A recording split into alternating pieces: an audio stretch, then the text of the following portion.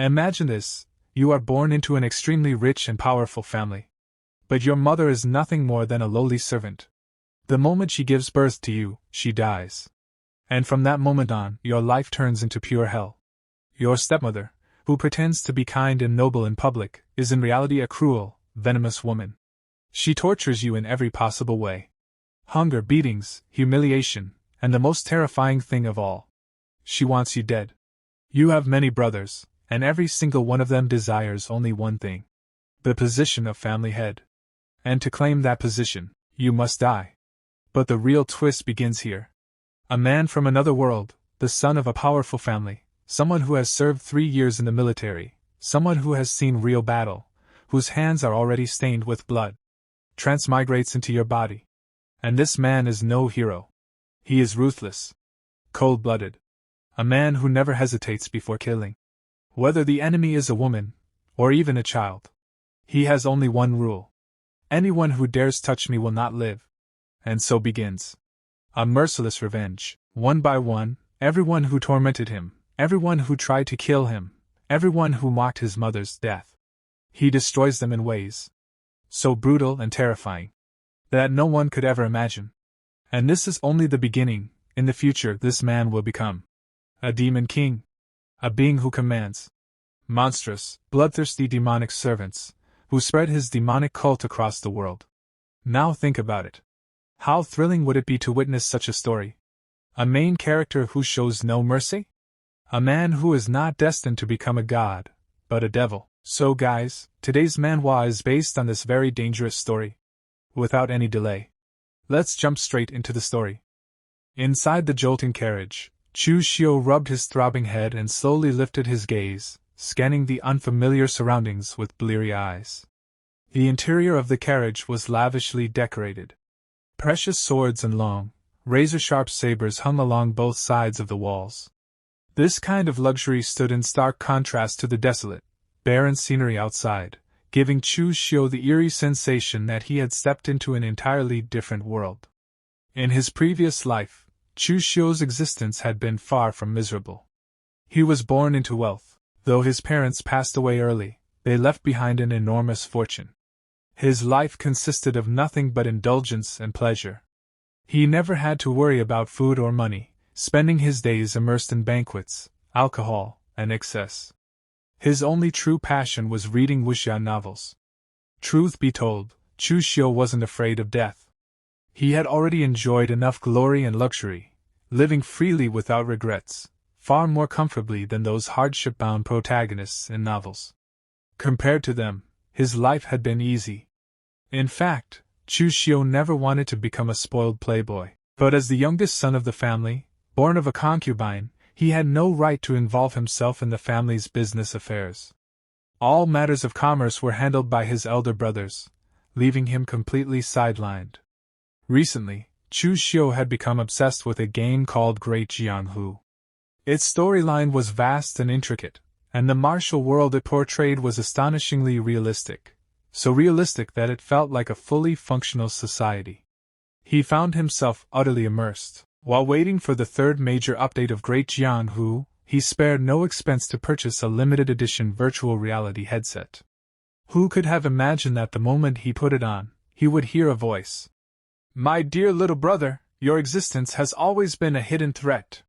So I sincerely hope you'll have fun in another world." Immediately after that, boom! The VR headset exploded. It blew him to pieces, killing him on the spot.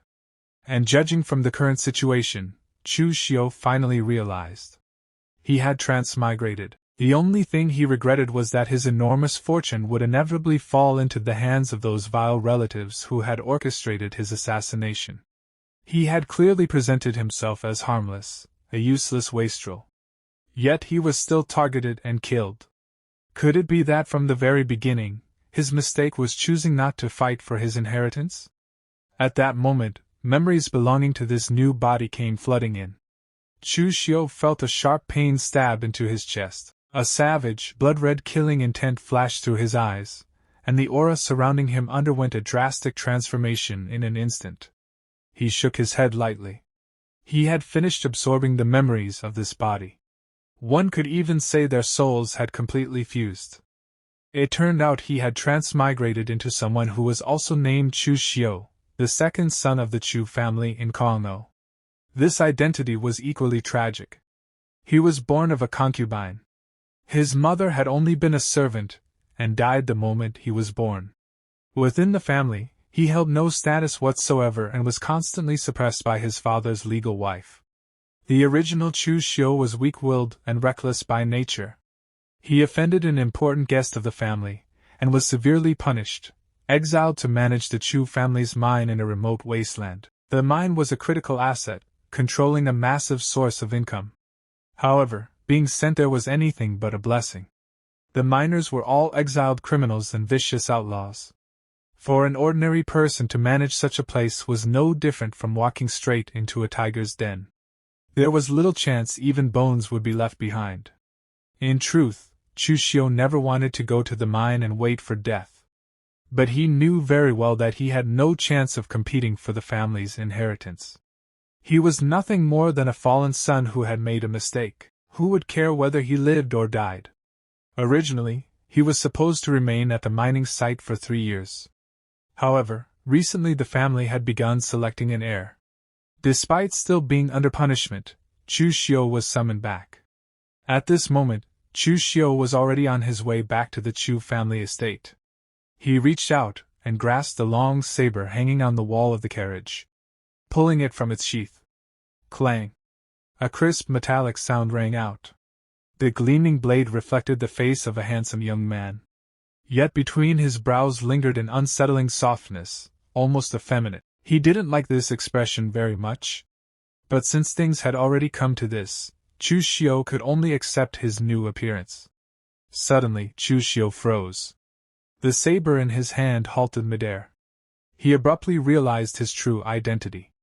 In the storyline of Great Jianghu, when version 3 was released, version 2 had already come to an end, and the final boss of version 2 was none other than Demon Lord Chu Xiu. Demon Lord Chu Xiu was born as the second son of the Chu family in Kunlun. After enduring countless injustices and tragedies within his family, his temperament twisted and warped, ultimately causing him to fall into the demonic path. According to the story introduction, Demon Lord Chu Xiu would later unify and command the Kunlun demonic sect. Under his command were the 4 great demon venerables. His reputation shook the entire martial world. Demonic might soared to the heavens. Although he disliked this soft and effeminate appearance, judging from his name, looks, and background, he was undeniably the very Chu Xiu, the ultimate villain from the game. Thinking of this, Chu Xiu didn't know whether to laugh or cry. He had transmigrated into a future great demon overlord. But the problem was, since when did villains in games ever get a good ending? Was his fate destined to become nothing more than a stepping stone for the protagonist to trample on? Picking up the long saber once more, Chu Xiu lightly flicked the blade with his finger. A cold glint flashed through his eyes as he muttered to himself. Destined to fail, huh? Who can ever predict the twists of fate in this world? Heaven has given me another chance at life. Then even if gods or Buddhas stand in my way, I will kill them without mercy. Whoever wants me dead, I'll send them on their way first. At that moment, the carriage curtain was lifted.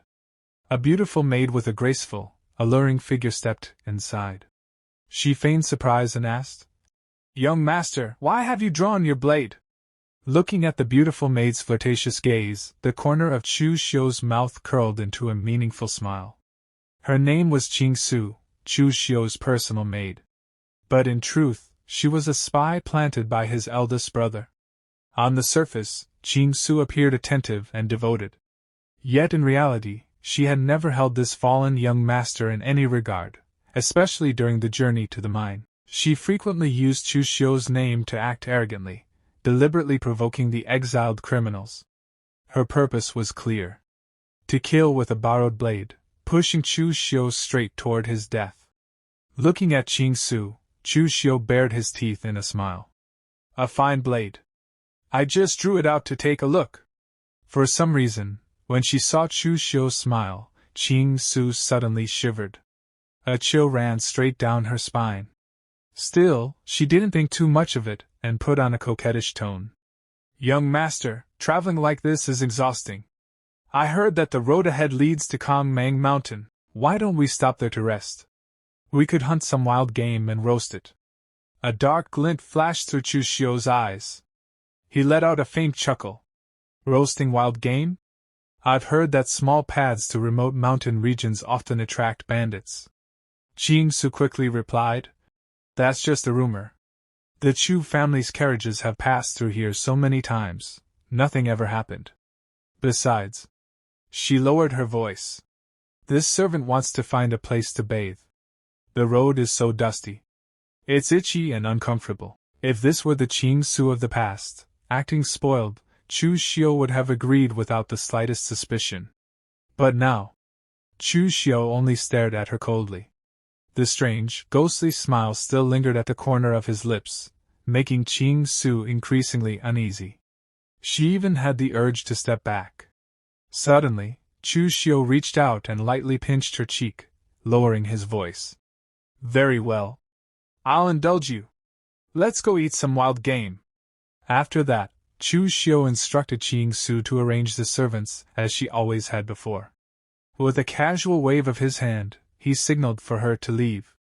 Su was momentarily stunned. She felt that Chu Xiu was extremely unfamiliar today, as if he had become an entirely different person. But when she thought of the generous reward the first madam had promised if the task was completed, Su quickly cast her doubts aside. Watching Su's figure disappear, disdain surfaced in Chu Xiu's eyes. Stupid woman. Inviting me into the mountains to eat wild game. There definitely wouldn't be any wild game in that forest. There would only be a deadly trap waiting for him. Chu Xiu knew this clearly, not because he was exceptionally clever, but because he already knew the plot. Even if the details differed from reality, the major events could not be wrong. Right here at Kongmang Mountain, an enormous opportunity was waiting for him. Reborn in this life, my true advantage isn't my future identity as a demon king. It's my familiarity with the game's storyline. At this moment, the story had only just begun. Stage 1. There were still nearly 20 years before the plot of version 3 would unfold. The official story was still far away, yet I already know every major and minor event that will occur in this world over the next 20 years. If I remember correctly. At this time, in Yuanao Town, a great opportunity is waiting for me. An opportunity that will change my destiny from this very moment. The story continued in Yuanao Town, an ancient yet bustling settlement where Chu Xiu searched for a fateful opportunity that could change his life forever. Traveling alongside him was his personal maid, Su. To the young woman, this town was nothing special, nowhere near the splendor and prosperity of Tongchao Prefecture. She complained endlessly, clearly dissatisfied with the dusty streets and crude surroundings. Chu Xiu ignored her entirely. Instead, he curled his lips into a faint smile, his gaze locked onto a specific location ahead. He had found his true objective, the mystery box shop. Without hesitation, Chu Xiu strode toward the storefront. Su followed behind, her brows furrowed, suspicion lingering in her eyes. Mystery boxes were a unique specialty of the Great Jianghu world. Legend said that 10,000 years ago, this world suffered a terrifying heavenly tribulation.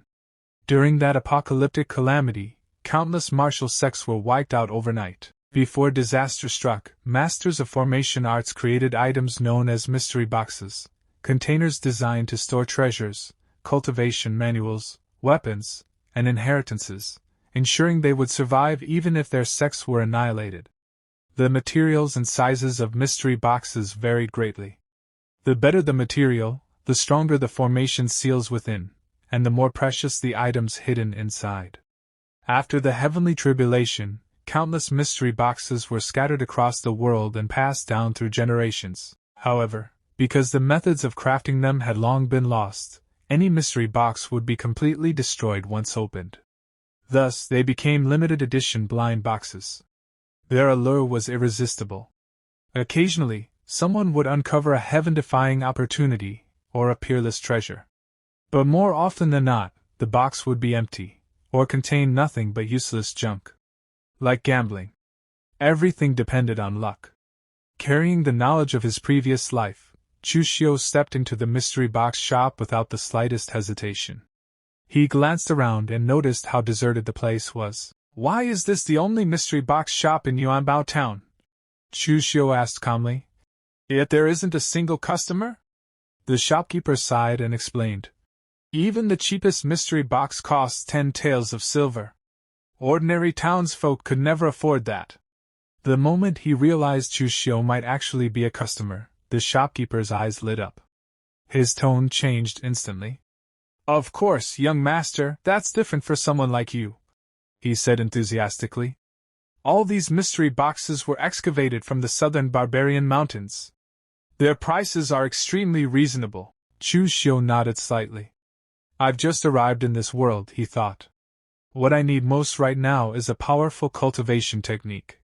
Although this body came from the Chu family of Tongchao, the original owner had never been valued. With no resources and no guidance, he had remained stuck at the very bottom of martial cultivation.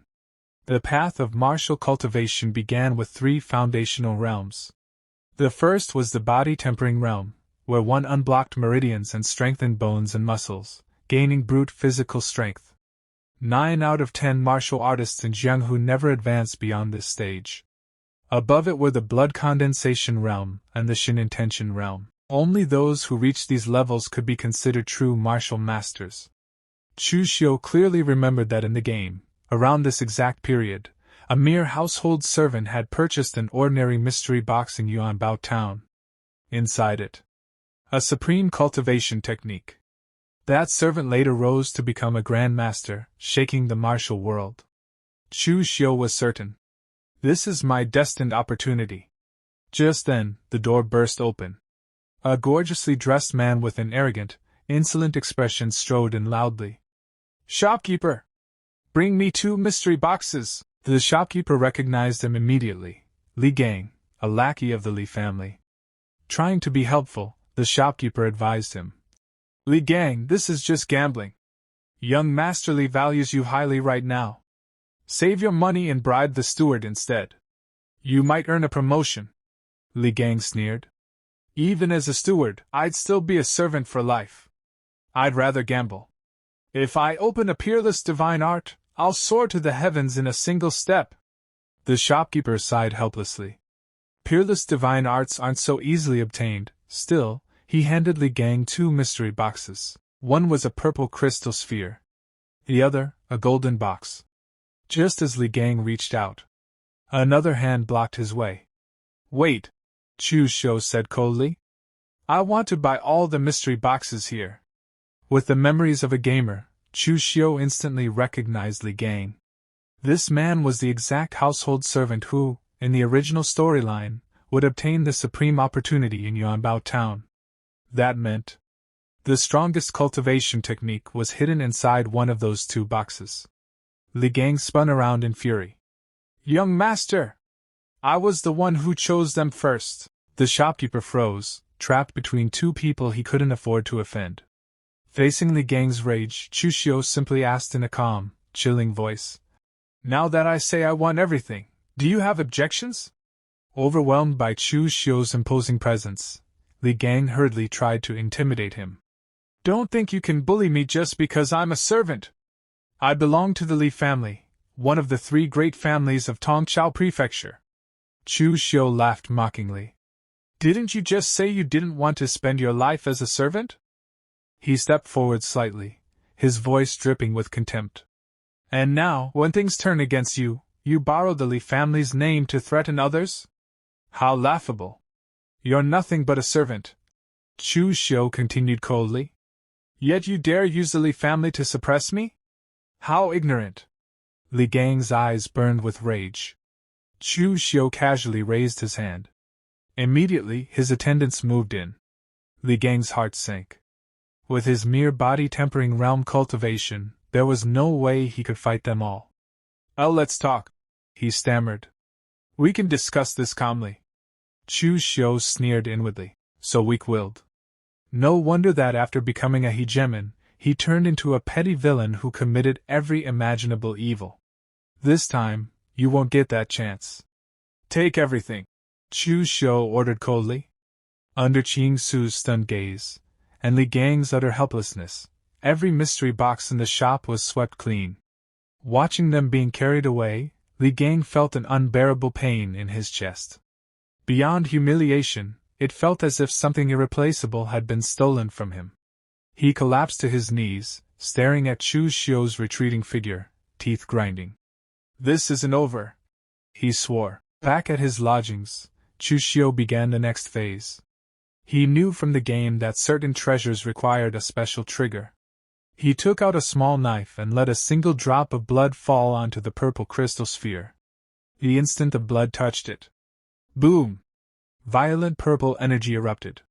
Chu Xiu was blasted backward as the crystal activated. His guess was correct. The shell shattered, revealing a glowing green jade slip. A triumphant smile spread across Chu Xiu's face. This is it. As he absorbed the contents, a torrent of energy surged around him. This was a Taoist classic, an innate skill, a supreme cultivation method. It could cultivate innate true qi, cure all diseases, regulate deficiencies, and ensure one's true qi would never decay. No wonder Li Gang rose so high in the original story. Normal cultivation techniques were divided into 9 revolutions. The first 3 were trash, barely enough for small sections. The middle 3 were treasures capable of founding sections. The last 3 were exceedingly rare, possessed only by great sections. Above the 9th, 2 legendary realms. This innate skill ignored age, cleansed the body, and rebuilt foundations. Perfect for me. Confidence flooded Chu Xiu's heart. And to his surprise, the jade slip also contained a bonus martial art. Azure Dragon in the sleeve. The blade is hidden. The intent concealed. One strike. Like a dragon emerging from the sea. At least a second revolution technique. Unexpected joy. Then, crash! A thunderous noise erupted downstairs. Where is Chu Xiu? You dare steal from my Li family? Get out here! Li Tong had arrived. A massive man, 7th masterly, stormed in with his thugs, smashing furniture. Li Gang pointed upstairs. That's him. Chu Xiu appeared calmly, looking down at them. And if I refuse? He asked indifferently. Threats followed. Chu Xiu smiled. Then, power erupted. Green energy flooded the room. Pressure crushed down like a mountain. Azure Dragon in the sleeve, unleashed.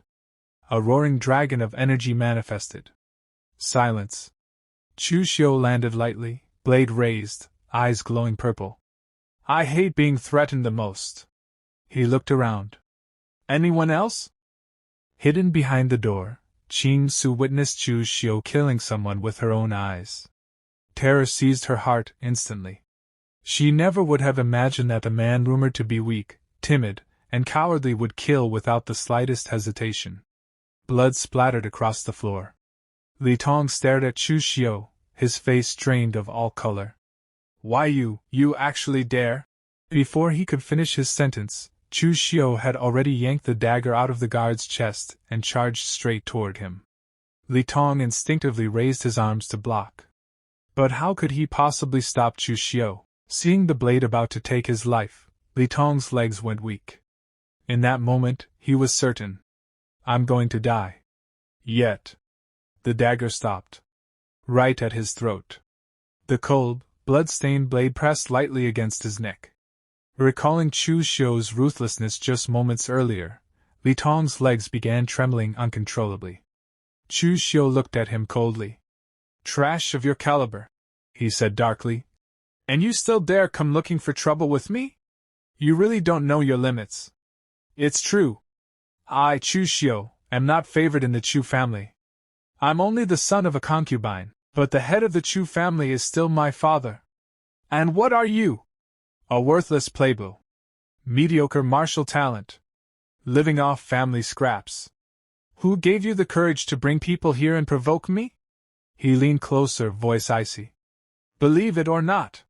Even if I kill you right here, the worst I'll get is a light punishment. Li Tong shuddered violently, cold sweat soaking his clothes. Only now did he understand. The rumors were lies. This man was not weak. He was terrifying. Chu Xiu withdrew the dagger and calmly handed the hilt to Li Tong. "Take it." Li Tong froze. "I said," Chu Xiu repeated, eyes sharp. "Take the dagger." Under that gaze, Li Tong trembled as he grabbed it. Suddenly, Chu Xiu seized Li Tong's wrist and forced the blade toward his own chest. His eyes turned bloodshot. "Didn't you come here to cause me trouble? The dagger's in your hand now. I'll give you a chance. Kill me." The room fell into dead silence. Li Tong and his subordinates stood there in shock, unable to believe what they were seeing. Li Tong shook his head frantically. How could he dare? Chu Xiu could kill him and walk away. But if he killed Chu Xiu, his entire family would be wiped out. Seeing his hesitation, Chu Xiu tightened his grip, pressing the blade harder against his chest. "I said, kill me!" Clang! The dagger fell to the ground. Li Tong's hands trembled so violently he couldn't even hold it. I don't dare. I was wrong." A mocking smile appeared on Chu Xiu's face. He reached out and patted Li Tong's cheek. "Useless trash. I gave you a chance, and you still didn't dare take it.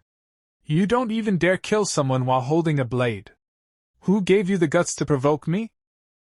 Li Tong felt shame and fury burn through him, but he didn't dare speak.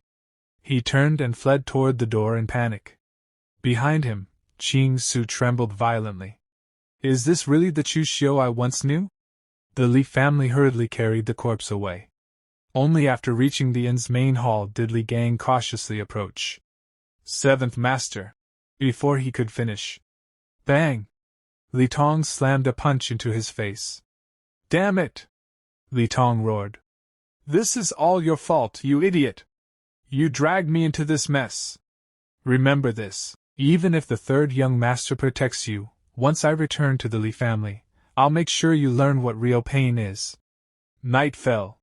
The scene shifted to an ancient, time-worn structure bathed in moonlight. A towering mountain loomed in the distance, silent and oppressive. A man dressed in plain purple stepped forward and cupped his fists respectfully. "Young master, may I ask why you summoned me so late?" Chu Xiu studied him. This man was Gao Bai. He had entered the Chu family over 10 years ago. A nameless laborer. Average talent. Barely body-tempering realm. But he was honest, Chu Xiu asked coldly.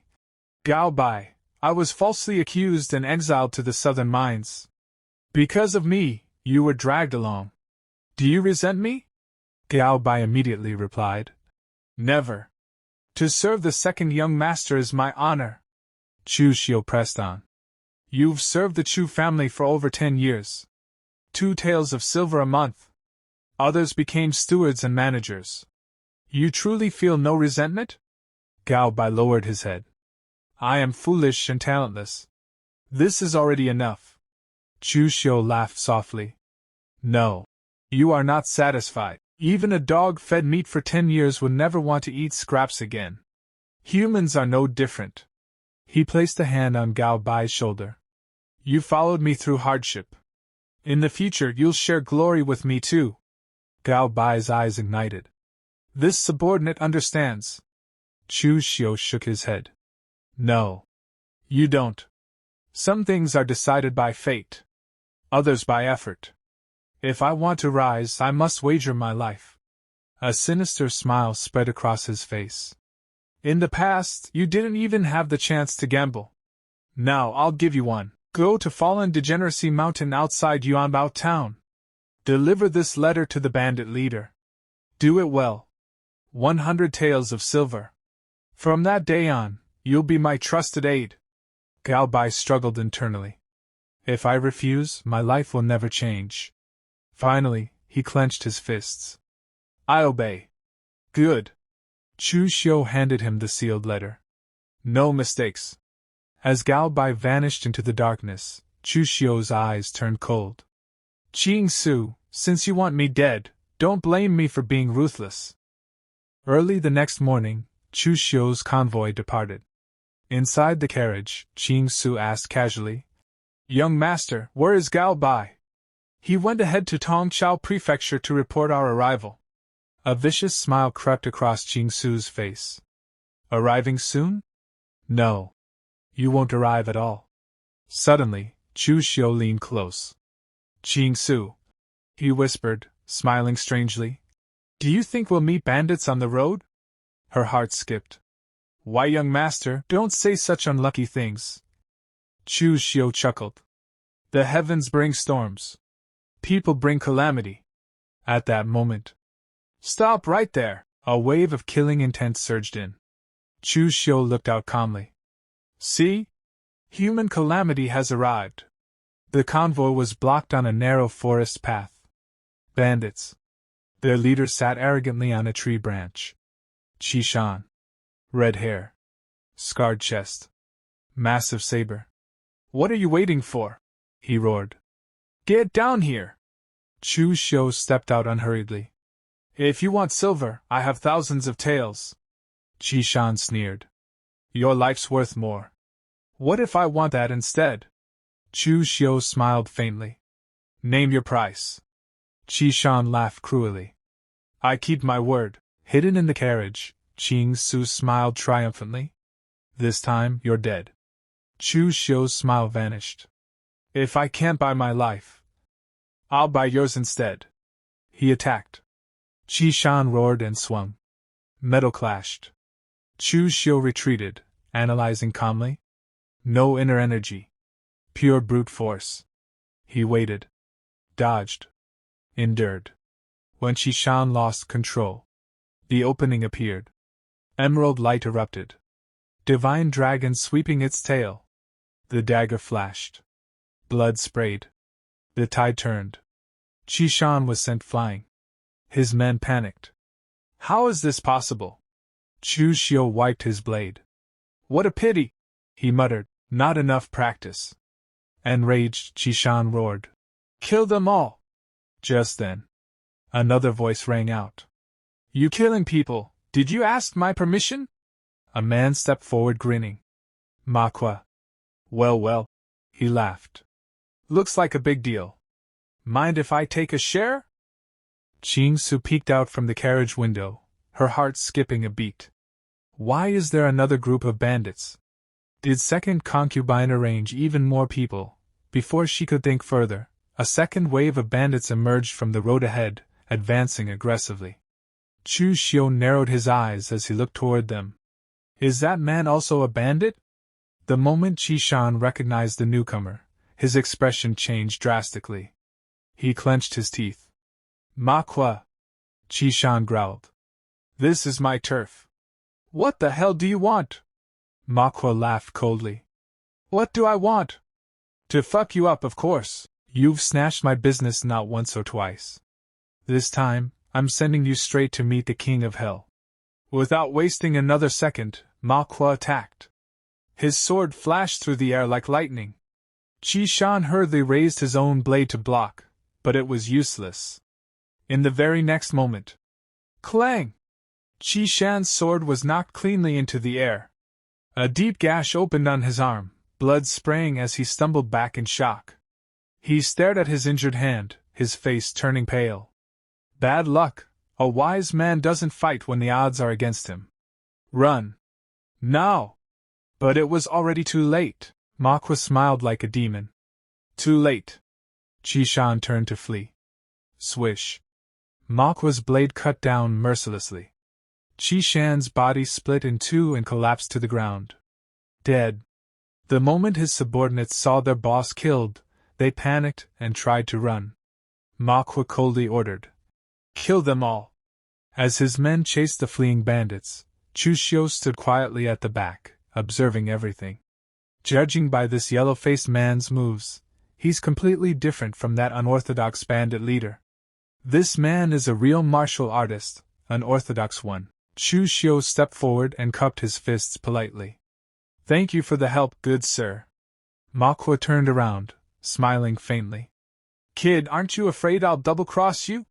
At that moment, Chu Xiu's servant ran over in relief. "Young master! Glad we made it." This is Chief Ma of Shangmang Mountain, whom you ordered this servant to find. Chu Xiu nodded calmly. Chief Ma is a smart man. Since you received my letter, you should already know. Killing me will get you, at most, a few thousand taels of silver. But if you don't kill me, you'll get that batch of refined ore I promised. You can replace all that scrap copper and rotten iron your men are using.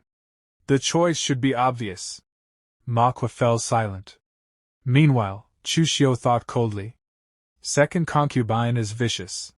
She won't show mercy, even to an illegitimate son like me who barely has a chance to inherit.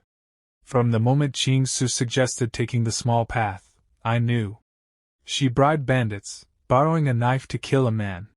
If she can spend money to kill me, then I can use bandits to protect me.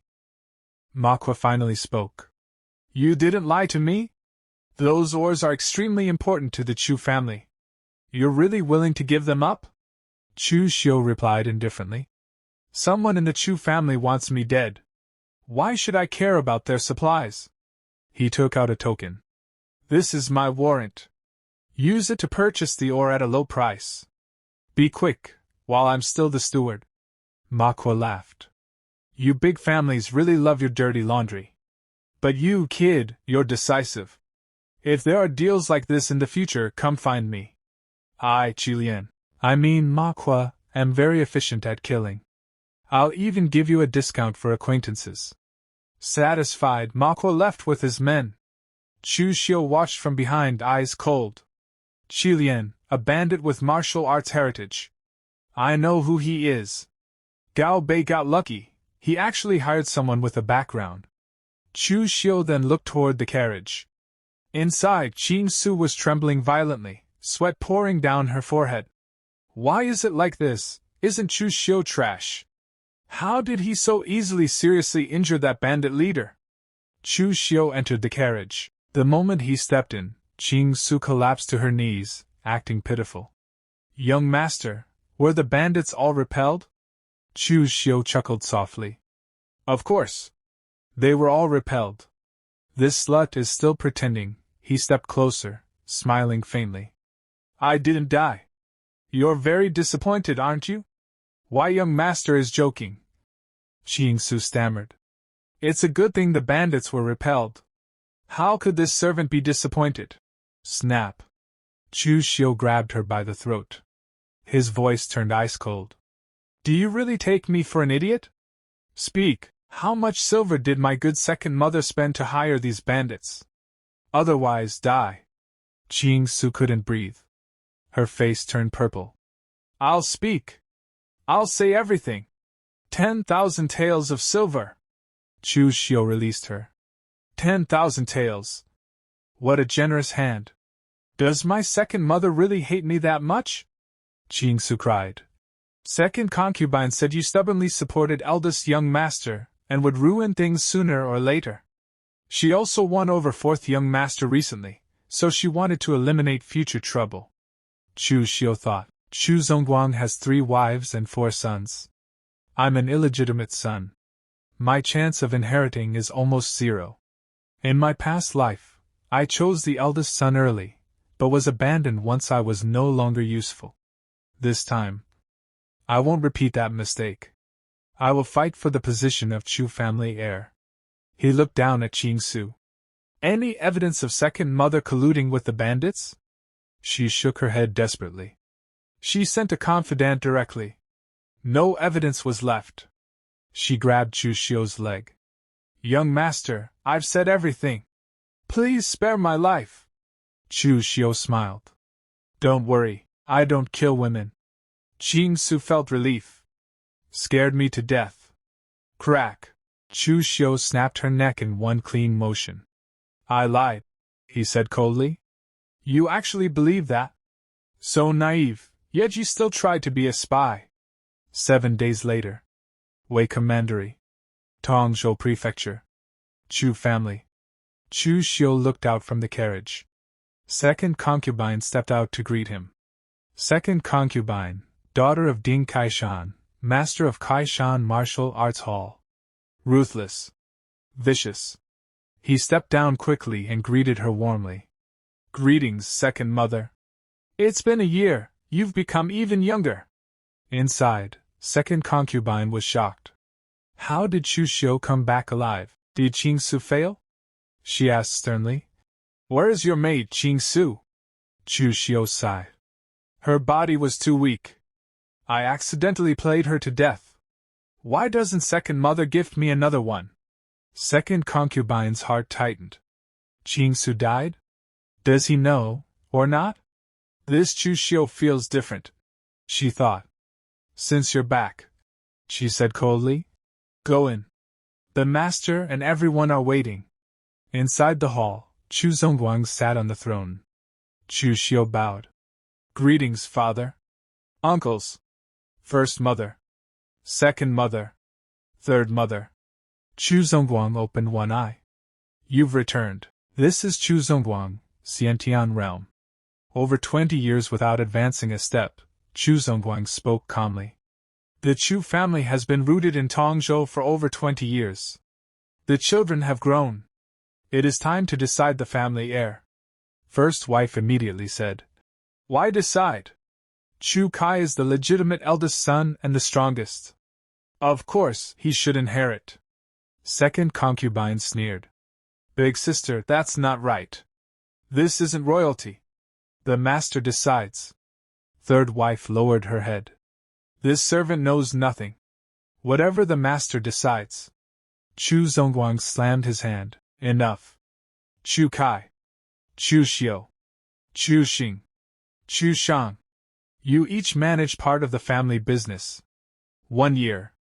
Whoever makes the greatest progress will become the Chu family heir.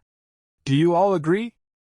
After the declaration was made, the atmosphere in the Chu family's grand hall grew suffocatingly silent. Patriarch Chu Zongguang sat high above, his presence alone radiating unquestionable authority. Below him, the wives and children stood in silence, each secretly calculating their next move in the inevitable battle for succession. Chu Xiu observed everything with cold detachment. Though the so-called elders of the Chu family carried the title of seniority, in truth, they were nothing more than chess pieces. Not a single one of them dared to utter a word against Chu Zongguang's will. Absolute power still rested firmly in the hands of the man seated at the very top.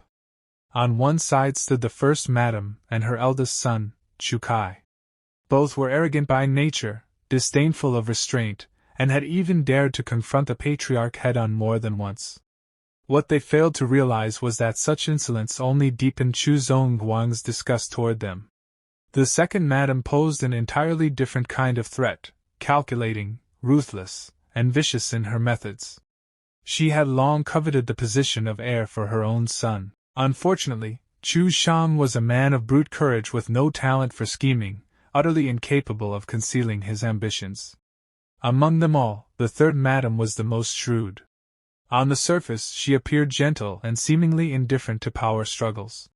Yet it was precisely this carefully crafted facade of virtue that earned the patriarch's favor, allowing her son to become the most cherished child in the household.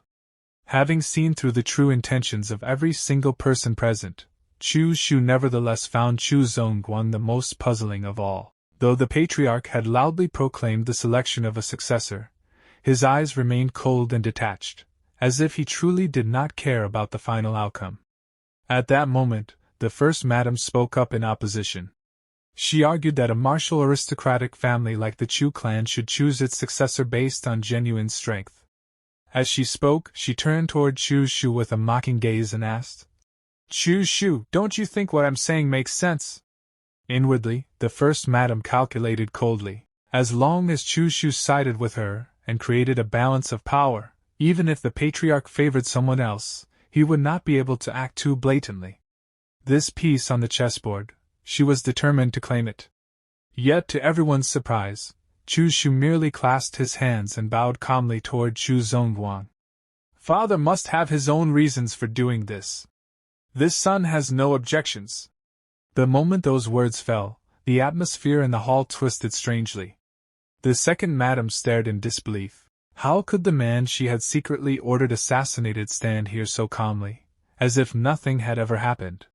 Meanwhile, the first madam burned with fury. This chess piece had dared to defy her will. Chu Kai finally lost his patience. He shouted that Chu Xiu was weak and spineless, demanding to know whether he even understood what he was saying.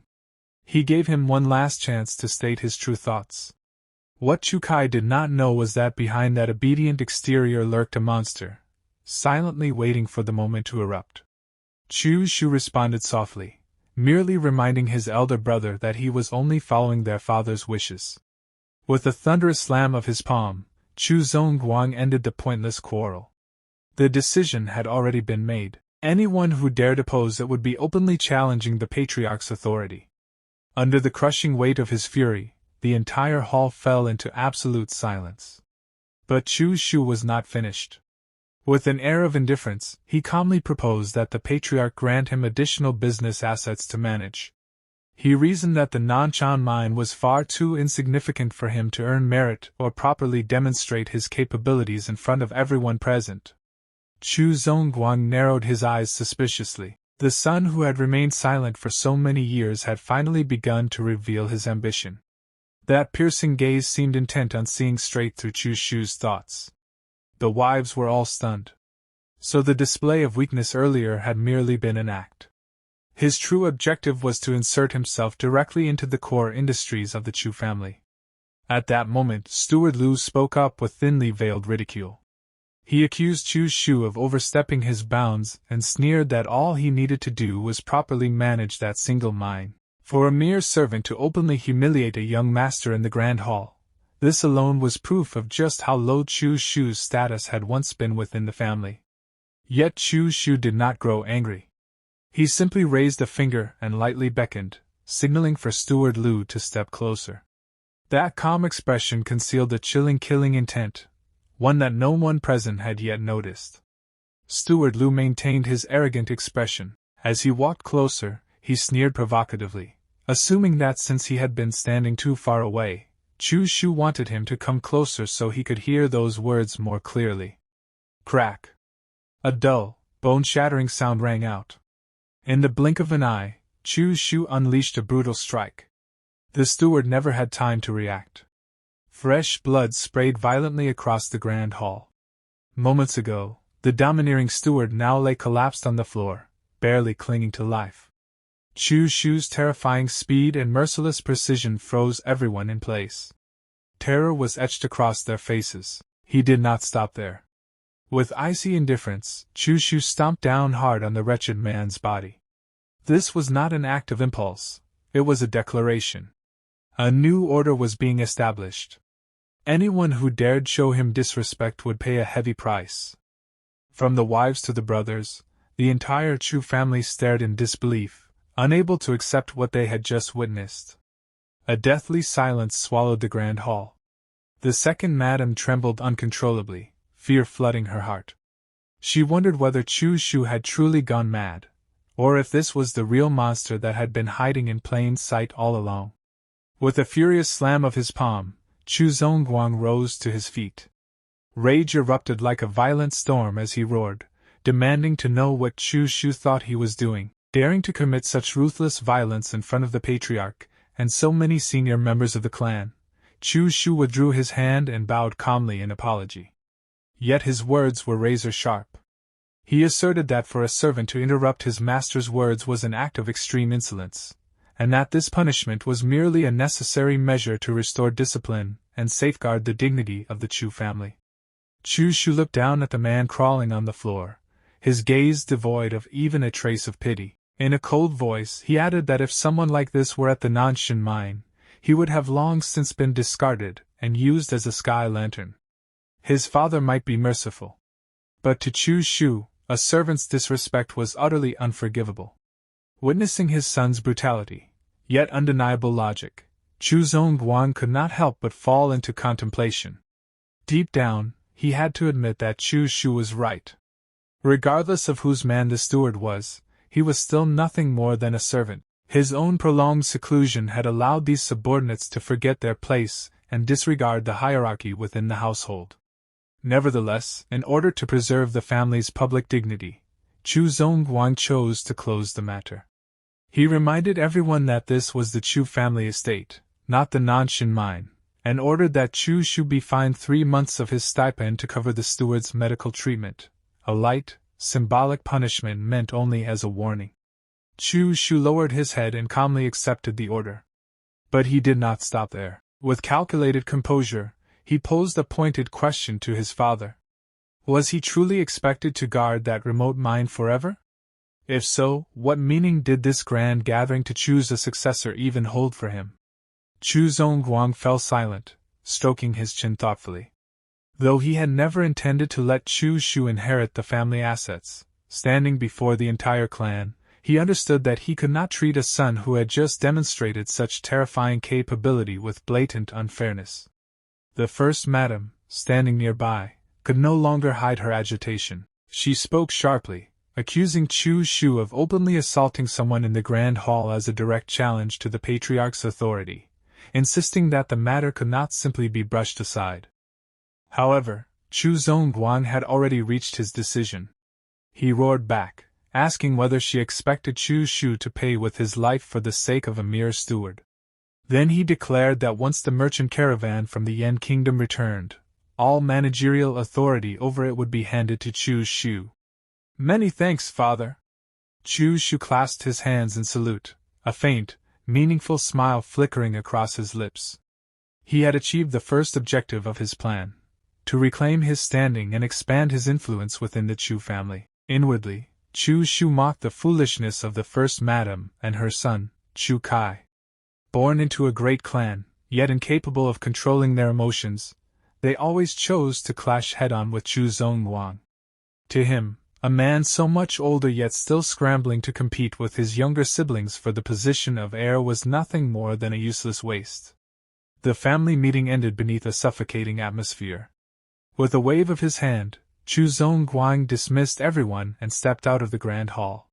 The second madam could not stop watching Chu Xiu's retreating figure. She had once believed her greatest enemies were only the first madam and her son. Never had she imagined that the once useless son of a lowly concubine would now possess such terrifying ambition and presence. The scene shifted to the second madam's private residence, a luxurious compound shrouded in silence, where sinister schemes were discussed behind closed doors. Inside the room, Chu Xiang could not hide his panic. He questioned his mother anxiously, asking why the assassins she had sent had failed, and how Chu Xiu had managed to survive and return alive. The second madam admitted bitterly that she had been careless. She had never expected that after just 1 year at the Nanshan mine, Chu Xiu would undergo such a drastic transformation. However, she quickly reassured her son. The Chu family, she insisted, would never allow a man who dared to strike in front of the patriarch, someone like Chu Xiu, to inherit the clan. Then she revealed her trump card. The managers within the merchant caravan assigned to Chu Xiu were all her people. They would ensure that he tasted utter failure. A vicious smile spread across her face. With the enormous sums she had spent to buy loyalty, she was confident that even if Chu Xiu held the title of caravan overseer, he would soon realize that he could not command a single subordinate. Meanwhile, Chu Xiu led Gao Bei straight toward the clan's medicine pavilion, the most important source of cultivation resources for the Chu family's descendants. Along the way, Gao Bei voiced his concern, asking whether the people in the pavilion would truly hand over the cultivation resources that had long been monopolized by the eldest young master. Chu Xiu replied indifferently that those old rules would have to change, starting today. Upon entering the medicine pavilion, the fat Steward Xiu, greeted them with forced hospitality. With mocking courtesy, he referred to Chu Xiu as a distinguished guest, remarking that the second young master had never set foot here before and asking what important matter had brought him today. Gao Bei immediately demanded that he hand over all cultivation resources allocated to Chu Xiu over the past year. Hearing this, Steward Xiu's expression changed instantly. He let out a scornful laugh, saying the second young master must be joking. Chu Xiu's resources, he claimed, had always been collected by the eldest young master on his behalf. Why come demanding them now? His contempt was so blatant that he did not even attempt to hide it. Chu Xiu's gaze hardened. He coldly asked who had given him permission to hand over Chu Xiu's resources to someone else. When neither Chu Xiu nor Chu Zhongguan had ever authorized such a thing, the fat steward remained stubborn, provoking him further and telling him to take the matter up with the eldest young master instead. Very good, Chu Xiu said softly. Suddenly, his eyes glowed with a vivid crimson light, a clear sign that a violent storm was about to descend. His patience had been completely exhausted. Smack! A thunderous slap sent Steward Xiu flying. But the one who struck was not Chu Xiu. It was a breathless middle-aged man who had rushed in, the chief steward of the medicine pavilion, who had already witnessed Chu Xiu's terrifying authority earlier and knew exactly what kind of monster now stood before him. The chief steward erupted in fury. He viciously berated his idiotic subordinate, cursing him for daring to spout nonsense in front of the second young master. He stomped down hard on the fat steward's body and glared at him coldly, demanding to know whether he still understood the hierarchy between superiors and subordinates. The fat man could only groan in agony. He could not comprehend why his superior had reacted so violently. He tried to open his mouth to explain himself, but the chief steward immediately shouted him into silence. In front of Chu Xiu, the senior steward did not dare delay even a moment in disciplining his underling. He was desperate to earn the young master's forgiveness. Turning toward Chu Xiu, the chief steward instantly changed his tone. With utmost respect, he begged Chu Xiu to be magnanimous toward this ignorant lackey. He assured him that all cultivation resources had been properly stored and personally presented a bottle of top-grade blood-name pills as compensation. Chu Xiu accepted the bottle coldly. His response was short and sharp. "There will not be a next time." Only after watching Chu Xiu and Gao Bei leave did the chief steward of the medicine pavilion finally dare to breathe again. The oppressive pressure from the second young master's terrifying presence had been overwhelming. Even a seasoned veteran like him was drenched in cold sweat. Finally, that monster is gone. The fat steward remained in shock. Clutching his burning cheek, he asked bitterly why the chief steward had struck him so harshly while treating that useless young master with such respect. The chief steward replied coldly that it had been for his own good, otherwise he would already be dead. He then revealed the truth. Just moments earlier, Chu Xiu had beaten Steward Liu, one of the first madam's people, to the brink of death right in the middle of the grand hall. Upon hearing that even Steward Liu had nearly been beaten to death, the fat steward began trembling violently. His face drained of all color. The chief steward issued a stern warning. From this day forward, he must treat the second young master with more respect than any other young master in the estate. There was one thing he needed to carve into his bones. Chu Xiu was no longer the weak and useless second young master of the past. Meanwhile, Chu Xiu walked away with steady, confident strides. A faint, meaningful smile lingered on his lips as fear and reverence followed him wherever he went. With the cultivation resources reclaimed and his authority firmly established, the balance of power within the Chu family had officially begun to tilt, entirely according to his will. This part begins, and we see Chu Xiu's residence. Inside the room, Chu Xiu is sitting calmly in his chair, while his servant stands respectfully beside him. The servant speaks with admiration in his voice. "Young master, you were truly imposing just now. Even the grand steward of the pharmacy was so polite to you." Chu Xiu replies indifferently, his tone cold and steady. "That wasn't politeness. That was all. Evil cuts both ways. If you cannot be so kind that everyone respects you, then you must be so evil that everyone fears you." The servant scratches his head awkwardly and says, "I understand." Chu Xiu glances at him and says flatly, "Of course you don't. Otherwise you wouldn't have muddled along for so many years without even becoming a steward. Go find some wooden stakes and set them up in the courtyard. I want to practice my blade." After that, Chu Xiu's expression turns serious as he begins to think. The path of martial Tao is nothing more than talent, perseverance, opportunity, and comprehension. My talent is average.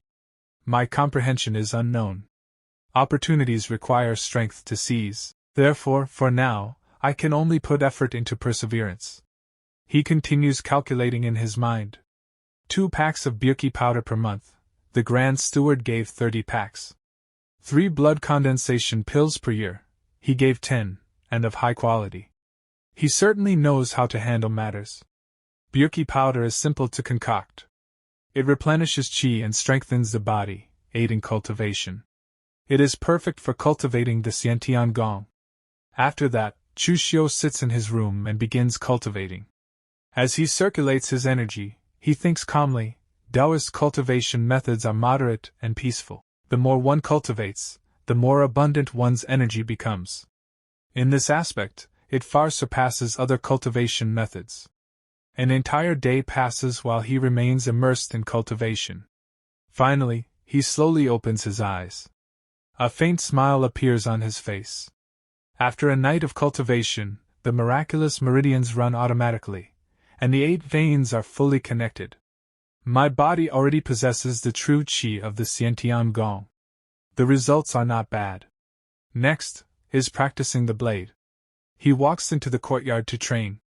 Wooden stakes stand firmly planted all around. He thinks to himself, my current blue dragon inside the sleeve only has the blade form but lacks the blade intent. So I must practice the most basic blade swings repeatedly.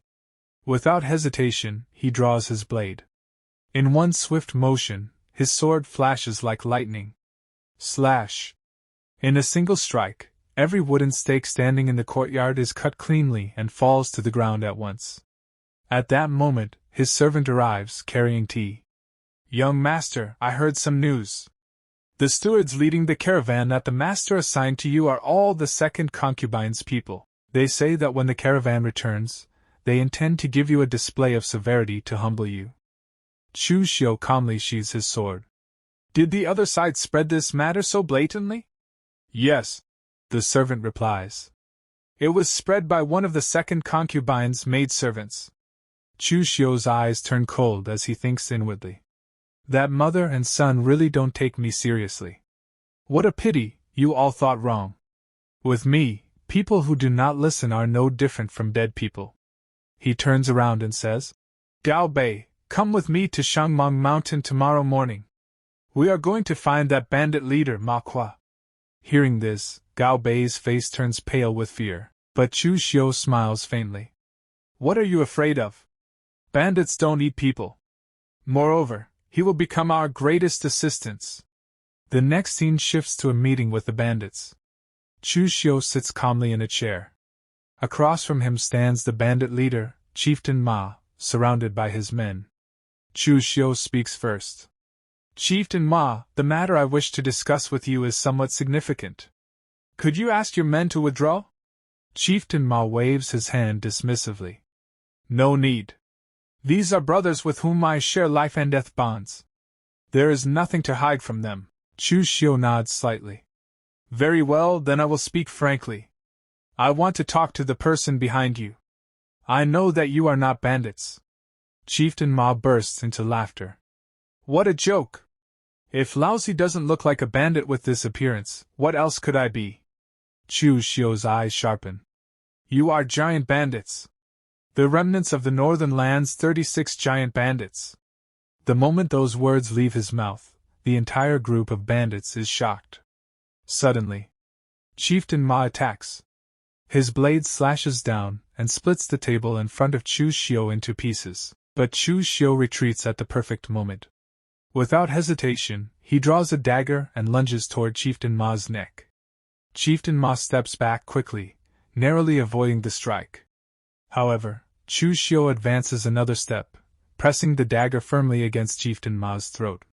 In a cold, serious tone, he says, Chieftain Ma, tell your men not to get agitated. If I truly wanted to make an issue of you, even if this place isn't governed by Northern Yen, once a wanted order came down, you would have been dealt with long ago. Chieftain Ma grits his teeth. How did you know our background? Chu Xiu replies calmly. I guessed. Chieftain Ma's kung fu is orthodox, and your troops' discipline is strict. Added to that, you mentioned the word Qilian. Therefore, aside from the Qilian iron cavalry among the northern land's 36 giant bandits, I really cannot think of anything else. Chieftain Ma curses under his breath. Damn it! Turns out it was Laozi who didn't watch his mouth. But in Chu Xiu's mind, he thinks further. However, what truly allowed me to confirm their identity was the original plot. Decades ago, Northern Yan was in great chaos. The 36 giant bandits emerged out of nowhere, daring even to plunder the Northern Yan imperial court. But later, Northern Yan rose again and joined forces with a major martial arts sect, Extreme North Floating Snow City, to crush the 36 giant bandits in one fell swoop. The various leaders were either killed or crippled, never to become a significant force again. In the original plot, there was news that remnants of the Northern Land's 36 giant bandits appeared in Wei Commandery, and now, that plot has begun to move under his control. Slowly, Chu Xiu withdraws the dagger from Chieftain Ma's throat and says calmly, "Now Chieftain Ma should understand my sincerity, right?" Chieftain Ma narrows his eyes and replies, "What exactly do you want to trade with my boss? Telling me first is the same." Chu Xiu answers without hesitation, "I know the whereabouts of your Chilean Iron Cavalry's great chieftain, the red-faced heavenly king, Pang Hu. Is that information enough to trade?" The moment he hears this, Chieftain Ma's expression changes. "You really know the great chieftain's whereabouts? You aren't lying to me?" Chu Xiu says steadily, "Once you see the one behind you, the truth will naturally be revealed. Besides, once we are there, I wouldn't dare to lie." Hearing this, Chieftain Ma turns to leave. Before walking out, he says, "Fine. Then follow me. My boss is in North Shangmeng Mountain. It will take a few days to get there." A few days pass. We arrive at North Shangmeng Mountain. Chu Xiu has come to meet Chieftain Ma's superior. As they walk, Chieftain Ma explains, "After coming to Wei Commandery, my boss established a mountain stronghold here. Just in case, we built a small stronghold outside. Wait here a moment. I will go report." "Good," Chu Xiu replies calmly. Just then, another man enters. He is tall, broad-shouldered, and powerfully built. Chieftain Ma introduces him. This is Boss Han Bao, formerly one of the great chieftain's personal guards. Han Bao stares at Chu Xiu sharply. "Is it you who says you know the great chieftain's whereabouts?" "Correct," Chu Xiu answers. At the same time, he thinks inwardly, peak blood condensation realm. This person is much stronger than me. Han Bao snorts. "Cut the crap. Speak, what exactly do you want? If you demand an exorbitant price, don't blame me for getting rough." Chu Xiu remains composed. This news was intended as a greeting gift for Boss Han anyway. According to what I know, after Great Chieftain Pang, who was heavily injured by the people of the Northern Yan Imperial Court, he is currently recovering his strength in the desolate mountains of Liaodong Commandery in the north. Han Bao's eyes sharpen. "Is that true? If Boss Han doesn't believe it, you can send someone to Broken Soul Valley in Liaodong Commandery to check. There are secret codes left by Great Chieftain Pang." Inside, Chu Xiu thinks, I didn't expect these small details from the game settings to become such a big help. Han Bao gestures. "Sit. I will send someone. If we can truly find the great chieftain, I, Han Bao, will owe you this favor. Now speak, what do you want?" Chu Xiu asks calmly. "After finding great chieftain Pang Hu, what does Boss Han plan to do?" Han Bao sits back in his chair and says confidently, "Naturally, I will take the men of the stronghold to seek refuge with the great chieftain." Chu Xiu also sits down and shakes his head slightly. "That is incorrect. Great Chieftain Pang is currently resting and recuperating. Going to him now would not only be useless, but it would also increase the risk of exposure.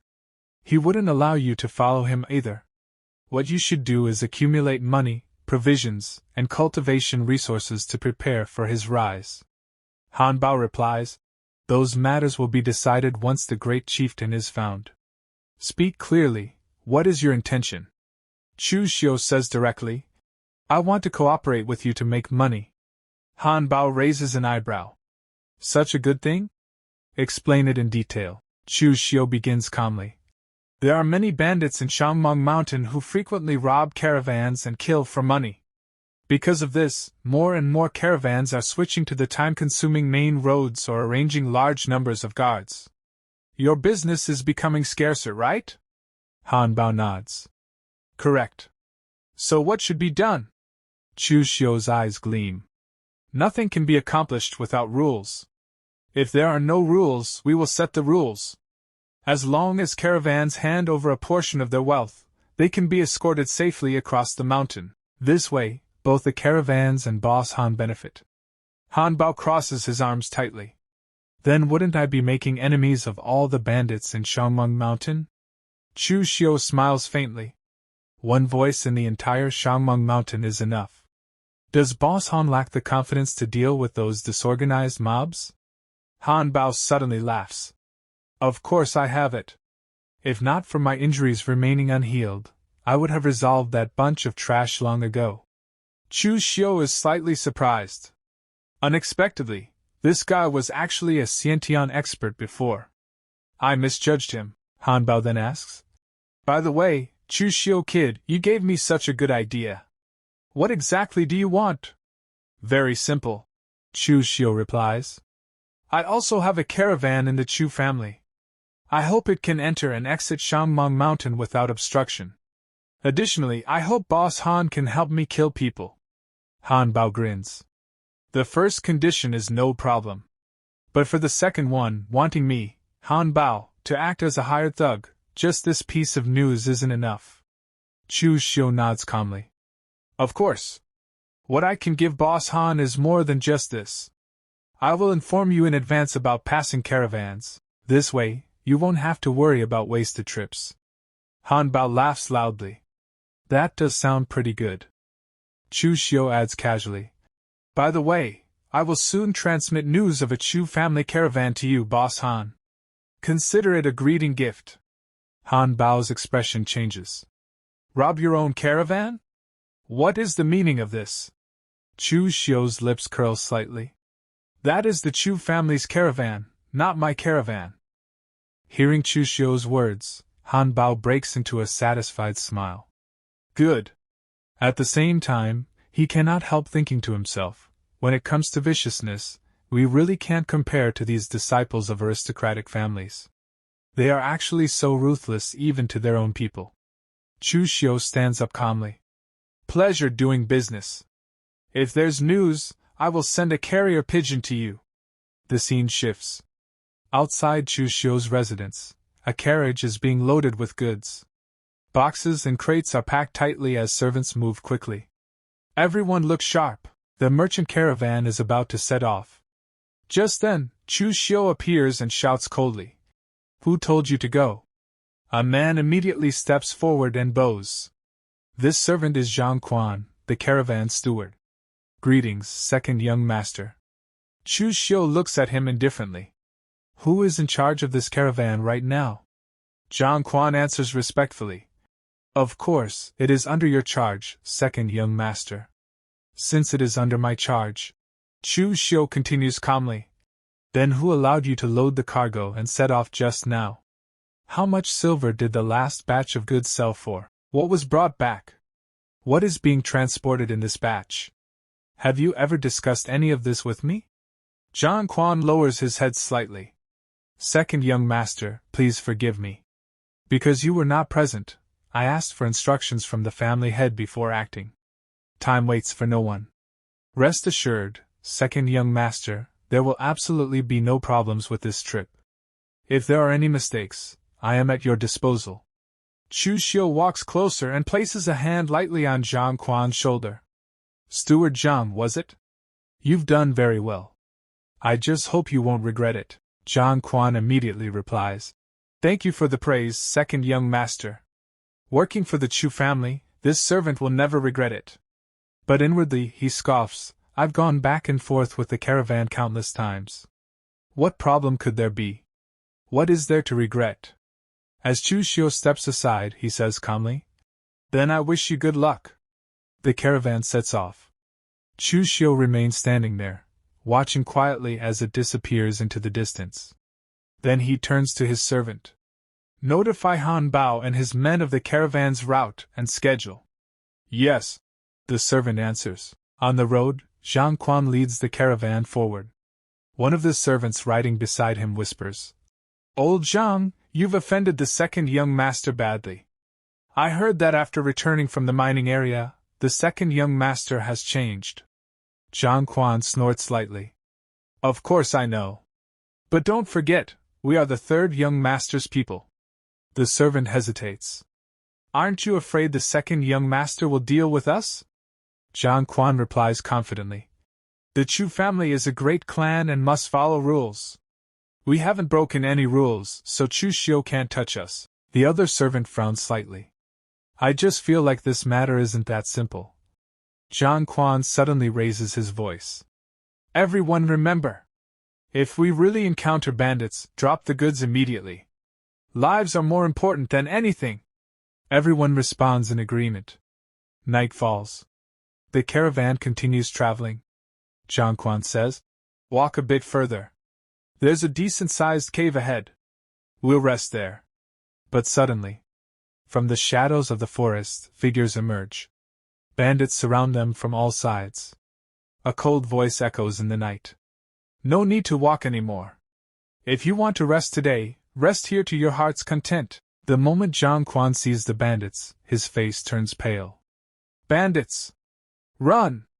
Everyone run!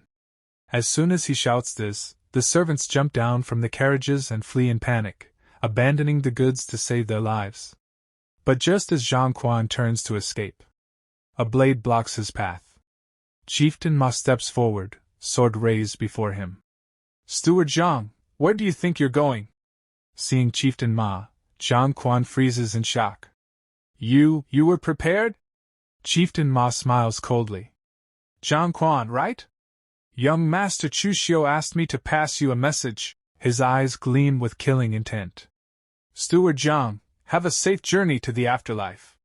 At that moment, Zhang Quan understands everything. It was the second young master. Before he can react, Chieftain Ma attacks. His sword flashes through the darkness. Zhang Quan has no chance to defend himself. In the next instant, the blade slices cleanly across his throat. Blood sprays. Zhang Quan collapses to the ground, lifeless. Chieftain Ma withdraws his sword and orders calmly. Go. Open the cargo. Let's see what kind of greeting gift young Master Chu gave us. The scene shifts to the Chu family mansion. The second concubine's son is shouting urgently. The caravan has been robbed. All branches, please report to the council hall immediately to discuss matters. He turns to his mother and lowers his voice. Mother, do you think this matter has anything to do with Chu Xiu? Steward Zhang and the others just offended him, and then something happened. The second concubine frowns slightly. I don't know. Logically speaking, Chu Xiu shouldn't have the guts. Besides, he doesn't have the ability to hire the Shangmang Mountain bandits. Before we have evidence, don't speak carelessly. Otherwise, it will make the master unhappy. Her son nods. Yes, mother. They walk quickly toward the council hall. Inside, the family head is already seated at the head position. Several servants are reporting the situation. That is the situation. They killed everyone on sight. We don't know why either. The family head waves his sleeve lightly and says in a calm, detached tone. Since that's the case, dismissed. Take this as a lesson. Be more careful next time. I am going back into seclusion. Just as everyone prepares to leave, Chu Xiu suddenly stands up. Father, right now the caravan has no leader. I am willing to lead the caravan through Shangmang Mountain once again. The moment he says this, his stepmother and stepbrother stare at him in shock. Their mouths hang open, utterly stunned. The family head frowns. Caravan transport has always been the most dangerous task. Family disciples have never led the team before. What kind of trouble are you adding? You have no experience at all. Do you want to die? Chu Xiu answers steadily. Right now, the caravan is in a state of panic. If there isn't someone of sufficient weight to lead, it will be difficult to set off. Especially the pharmacy goods, they cannot be delayed. As a direct descendant of the Chu family, I should lead the charge and boost morale. I ask Father for permission. The family head looks at him thoughtfully. I didn't expect Chu Xiu's awareness to be this high. However, the caravan indeed cannot be delayed. After a brief pause, he says, Then you go. Be careful. Chu Xiu bows slightly. Thank you for your concern, father. His stepbrother, however, thinks coldly, to actually snatch up this thankless and dangerous task. Is Chu Xiu's brain broken?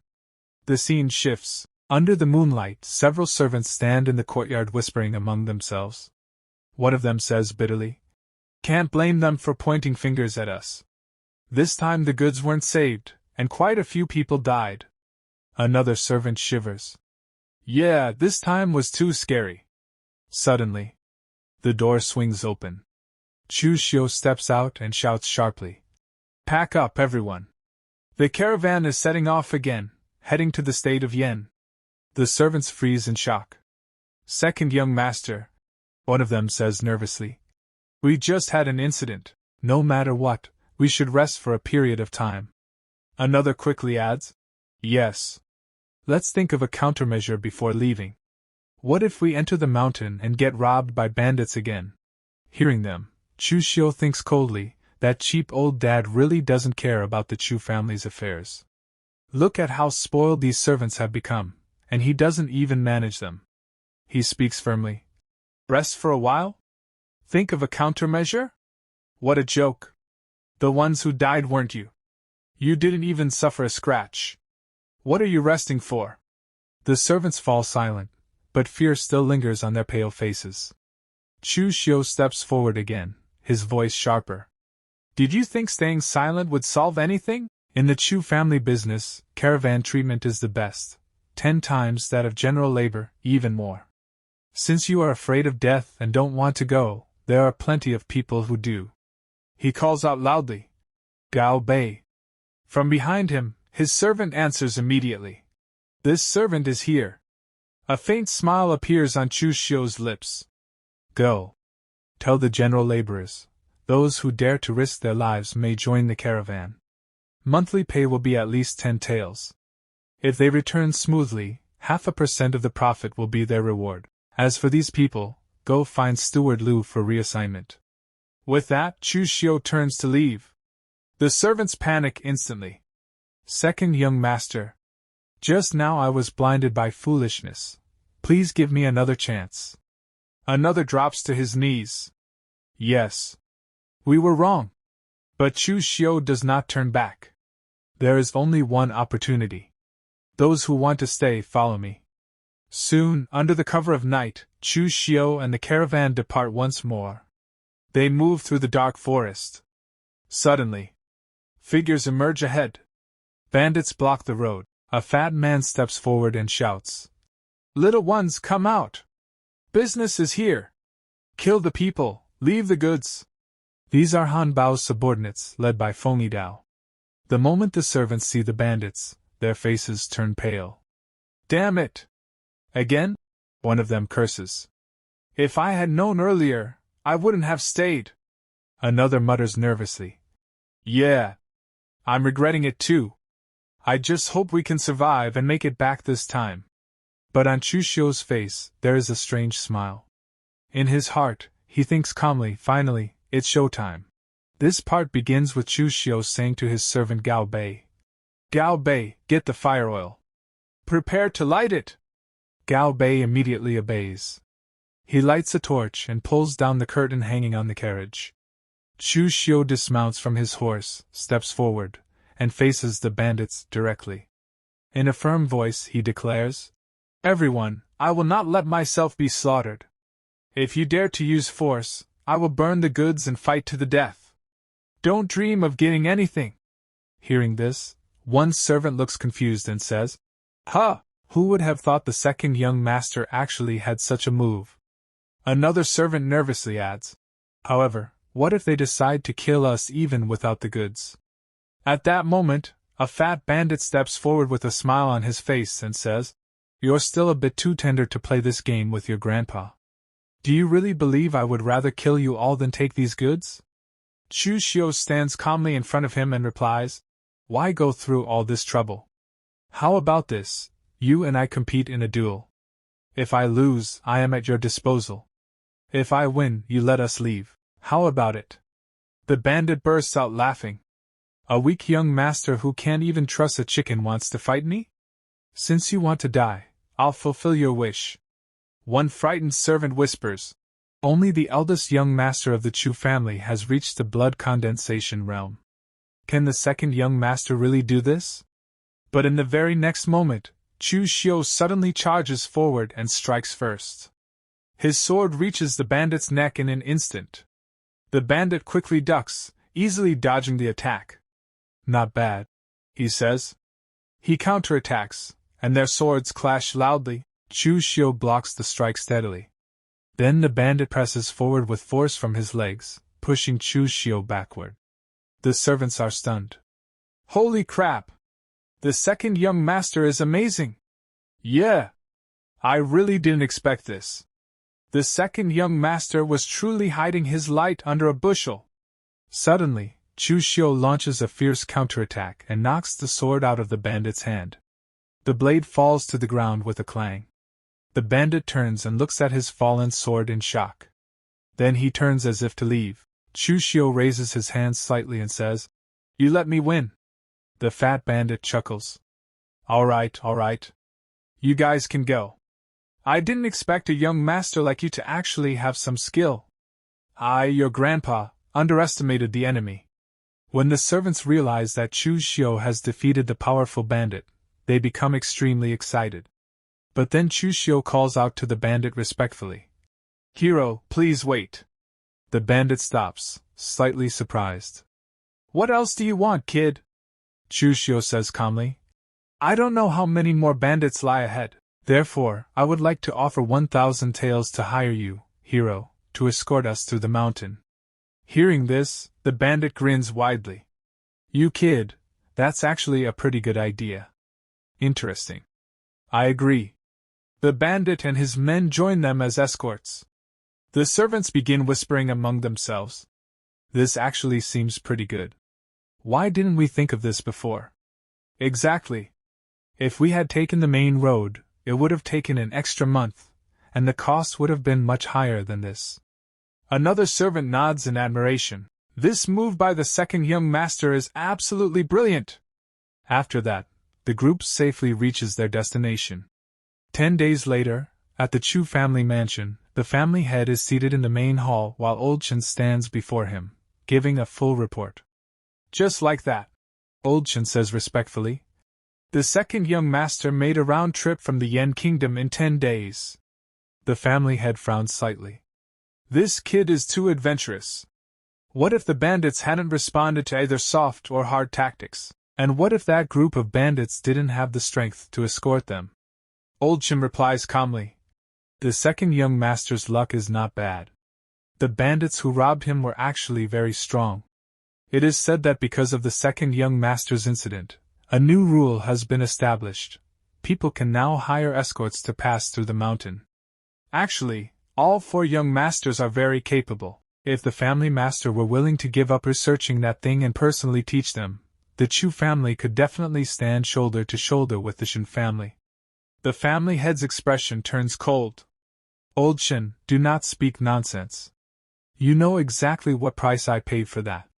I will absolutely not give up. Old Chen lowers his head and withdraws from the room. The scene shifts. In his courtyard, Chu Xiu is practicing his blade relentlessly. Sweat drips down his face as he swings again and again with fierce determination.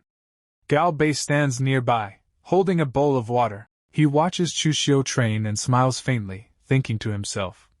After the second young master returned from the Yan Kingdom, he has been practicing the blade desperately, forgetting to eat and sleep. He wasn't this kind of person before, was he? Meanwhile, Chu Xiu continues training, his thoughts cold and focused.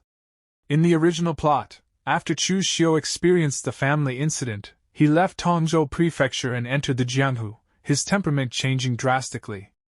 But I still don't know what this family incident is. Before that happens, I must step into the blood condensation realm. I need enough power to protect myself. Unbeknownst to him, someone is secretly watching from the shadows. It is his half-brother. He narrows his eyes and thinks bitterly. Chu Xiu suddenly rose up and took control of the caravan. Not only are the profits considerable, but he's also established prestige. If this continues, within a year, I will definitely lose. Just then, the second concubine enters the scene. Chu Sheng, what are you doing? She asks. Her son remains silent for a moment, then turns to her. Mother, the caravan cannot remain in Chu Xiu's hands. The second concubine sighs. You want that caravan? It's not that easy. The master will never hand it over to you. A faint smile slowly appears on Chu Xing's face. I know father won't give it to me. But what if fourth brother wants it? Will he give it to fourth brother? The second concubine's eyes light up. That's right. The one the master dotes on most these days is Chu Xiu. That might actually work. I'll go try. A short while later, at the third wife's residence. The second concubine arrives for a visit. The third wife greets her warmly. Sister came to my place today? Why didn't you send word in advance? Her son steps forward politely. Greetings, second concubine. The second concubine smiles. We're just chatting. Why would I need to announce it in advance? By the way, Shang's shops are doing quite well, aren't they? The third wife replies modestly. Well, Shang's shops don't earn much silver. But Shang never planned to compete for the position of family master anyway, so this little income is just right. The second concubine waves her hand lightly. Sister has misunderstood. I know Shanger doesn't want to fight for the position of family master. But it's still better to have a business with larger returns. Both mother and son freeze slightly when they hear that. The third wife hesitates. But the Chu family only has so much business. The shops have already been distributed. Asking for more would seem ungrateful. The second concubine smiles cunningly. I'm not asking for more, we can simply swap. She leans forward slightly. Right now, the profits of Chu Xiu's caravan have more than doubled. Hearing this, Lin Qian's eyes shine with excitement. More than doubled? The next day, the family head summons Chu Xiu. Chu Xiu, he says calmly. Your caravan has developed very well during this period. Even if you cannot become the heir, you will definitely be a pillar of the Chu family. So between you brothers, you must be harmonious and help each other. Chu Xiu lowers his head slightly. What father says is correct. But inside, his eyes turn sharp. What does he mean by this? He knows clearly what the situation between us brothers is. Harmonious? We're just short of stabbing each other face to face. The family head continues. It's good that you can think this way. I want to give Chu Shang some experience. So I plan to swap your caravan with the shops under Chu Shang's name. Do you agree? Inside, Chu Xiu sneers. Hee hee, sure. When the caravan was dangerous, Chu Shang didn't go. Now that I've opened the trade route, only now are you letting him take over. This greedy behavior is really ugly. Chu Xiu glances at Lin Qian and says calmly. Since father has already made the decision, then fine. I will yield the caravan to fourth brother. The family head nods with satisfaction. I'm very glad that you are willing to agree. How about this? I'll give you another weapon shop. You are still young and lack experience. I will let Lin Qian go with you. Lin Qian immediately bows deeply. Thank you, father. Meanwhile, Chu Xiu thinks coldly. Lin Qian, one of the two strongest guest elders of the Chu family, at the blood condensation realm. This favoritism couldn't be more obvious. We are both sons. I'll just say, be careful. This gap isn't just a little bit. Lin Qian even turns to Chu Xiu. Thank you, second brother. Chu Xiu replies lightly. It's nothing. However, the trade route is rugged. Fourth brother, you'd better be careful. Inside, his thoughts turn colder. You asked for this. I hate it the most when people grab my things. The scene shifts to the caravan courtyard. Two men stand talking. Brother Lu, I heard the caravan will be under the fourth young master's management from now on. What do you think? Brother Lu sighs. Don't ask what shouldn't be asked. The second young master treats us well, but can we really go against the fourth young master? At that moment, Lin Qian walks in. Is everyone from the caravan here? Brother Lu turns and bows. Answering fourth young master, everyone is here. Good. Tell everyone to pack up. We depart tomorrow. Brother Lu hesitates. Fourth young master, we only returned yesterday. According to the rules, we rest 3 days before leaving again. Lin Qian frowns. Resting every time delays things too much. We could have made another trip to the Yen Kingdom. Listen to my orders, we depart tomorrow. Brother Lu tries again.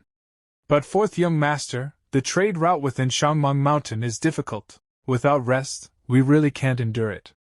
The second young master always, shut up. Lin Qian snaps. The caravan is under my management now. And you managers stop working. I'll arrange new people. Brother Lu lowers his head, thinking bitterly, this fourth young master's way of doing things is far too domineering. The next day, Lin Qian's caravan prepares to set out. Before leaving, Lin Qian looks at Chu Xiu. Second brother, what are you going to do? Move to a restaurant to stay for a while. Chu Xiu answers calmly. Lin Qian smiles faintly. Second brother is really capable. I wonder, do you have any experience to pass on to me? Chu Xiu smiles back. The trade route is rugged. Be careful of those bandits. Once you leave Tongzhou Prefecture, the Chu family's name isn't very useful. Lin Qian snorts inwardly as he departs with the caravan. With Uncle Lin by my side, am I afraid of a few petty thieves? Behind him, Chu Xiu watches quietly. Then he turns to Gao Bei. Come with me to Shangmeng Mountain later. Gao Bei immediately lowers his head. Yes, second young master. The part begins at night as we see the Shangmeng Mountain camp. Inside the camp, Boss Han is speaking to Chu Xiu. Kid Chu Xiu, your idea wasn't bad at all. Now the entire North Shangmeng Mountain is my territory, and our profits have increased tenfold. Today we should have a good drink. We won't stop until we're completely drunk. But Chu Xiu calmly replies, There's no rush to drink, Boss Han. I came here this time because I need your help with a favor. Boss Han raises his eyebrows and says casually, Oh? Who do you want to rob and kill this time? Chu Xiu answers with a serious expression. My fourth brother. Chu Shang. Boss Han freezes in shock. His mouth remains wide open as he stares at Chu Xiu. In his mind he thinks, this Chu Xiu is truly ruthless. Twice already he has robbed and killed people from his own family, and this time the target is even his own biological brother. After a moment, Boss Han asks, All right, just like last time? Kill the leader and leave the rest alive? Chu Xiu shakes his head. Kill all the leaders. This time there is also a blood condensation realm martial artist among them, so Boss Han will have to take action personally. Then he adds calmly, Of course, my fourth brother cannot be killed. After all, he is still my biological brother. Boss Han looks at him with disbelief and thinks, He's your biological brother, yet you still want me to rob and cripple him. Chu Xiu continues. However, he has made me, his older brother, very unhappy. So just cripple him. Boss Han sighs inwardly. You might as well kill him. In a martial Dao family, being crippled is worse than death. Chu Xiu then explains. Boss Han, my fourth brother is my father's most beloved son.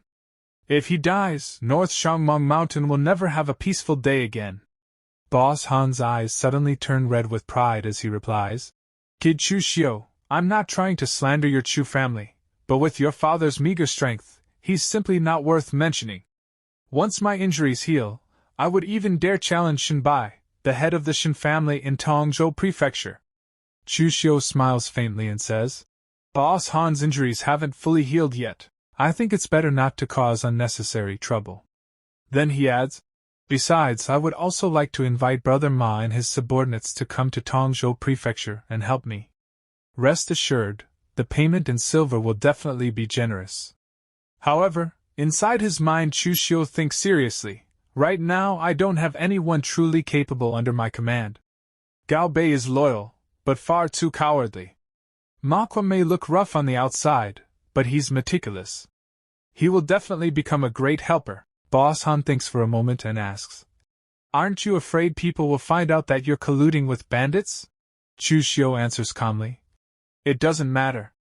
Brother Ma has only acted a few times in South Shangmeng Mountain. No one in Tongzhou Prefecture has seen him before. I'll recruit them gradually so it won't raise suspicion. Boss Han then turns to Manhwa and asks, "What do you think?" Manhwa smiles and replies, "Of course, there's no problem. I've been idling in this stronghold all day to the point of getting rusty. This is a perfect chance to stretch my limbs." Boss Han then asks Chu Xiu, "When do you plan to attack your brother's merchant caravan?" Chu Xiu answers, "Wait until their return journey. If they get robbed right after setting out, it would look too suspicious." Boss Han immediately stands up and laughs. "In that case, I'll have someone prepare a banquet. Tonight we won't return until we're drunk." This time, Chu Xiu finally nods in agreement. The next morning. Early in the morning, Chu Xiu sets out, with Manhwa following behind him. The two of them travel through a forest path toward their destination. Suddenly, they run into a fat bandit in the forest. His name is Chief Feng. Chief Feng looks at Manhwa and asks, "Manhwa, what are you dressed like that for?" Manhwa replies, "Young Master Chu needs some people on his side, so he hired us to help." "Has your side not started business yet?" Chief Feng answers, "According to young Master Chu's intelligence, a Luo family merchant caravan will be returning from the state of Yen. But we arrived a little too early." Hearing this, Chu Xiu asks, "Chief Feng, the Luo family you mentioned, is it the small Luo family from Shuangfeng town?" Chief Feng nods. "Yes, that's the one. The intelligence was provided by you, young Master Chu. Don't tell me you didn't know." Chu Xiu calmly replies, "My subordinates collected the information. I didn't personally check each report."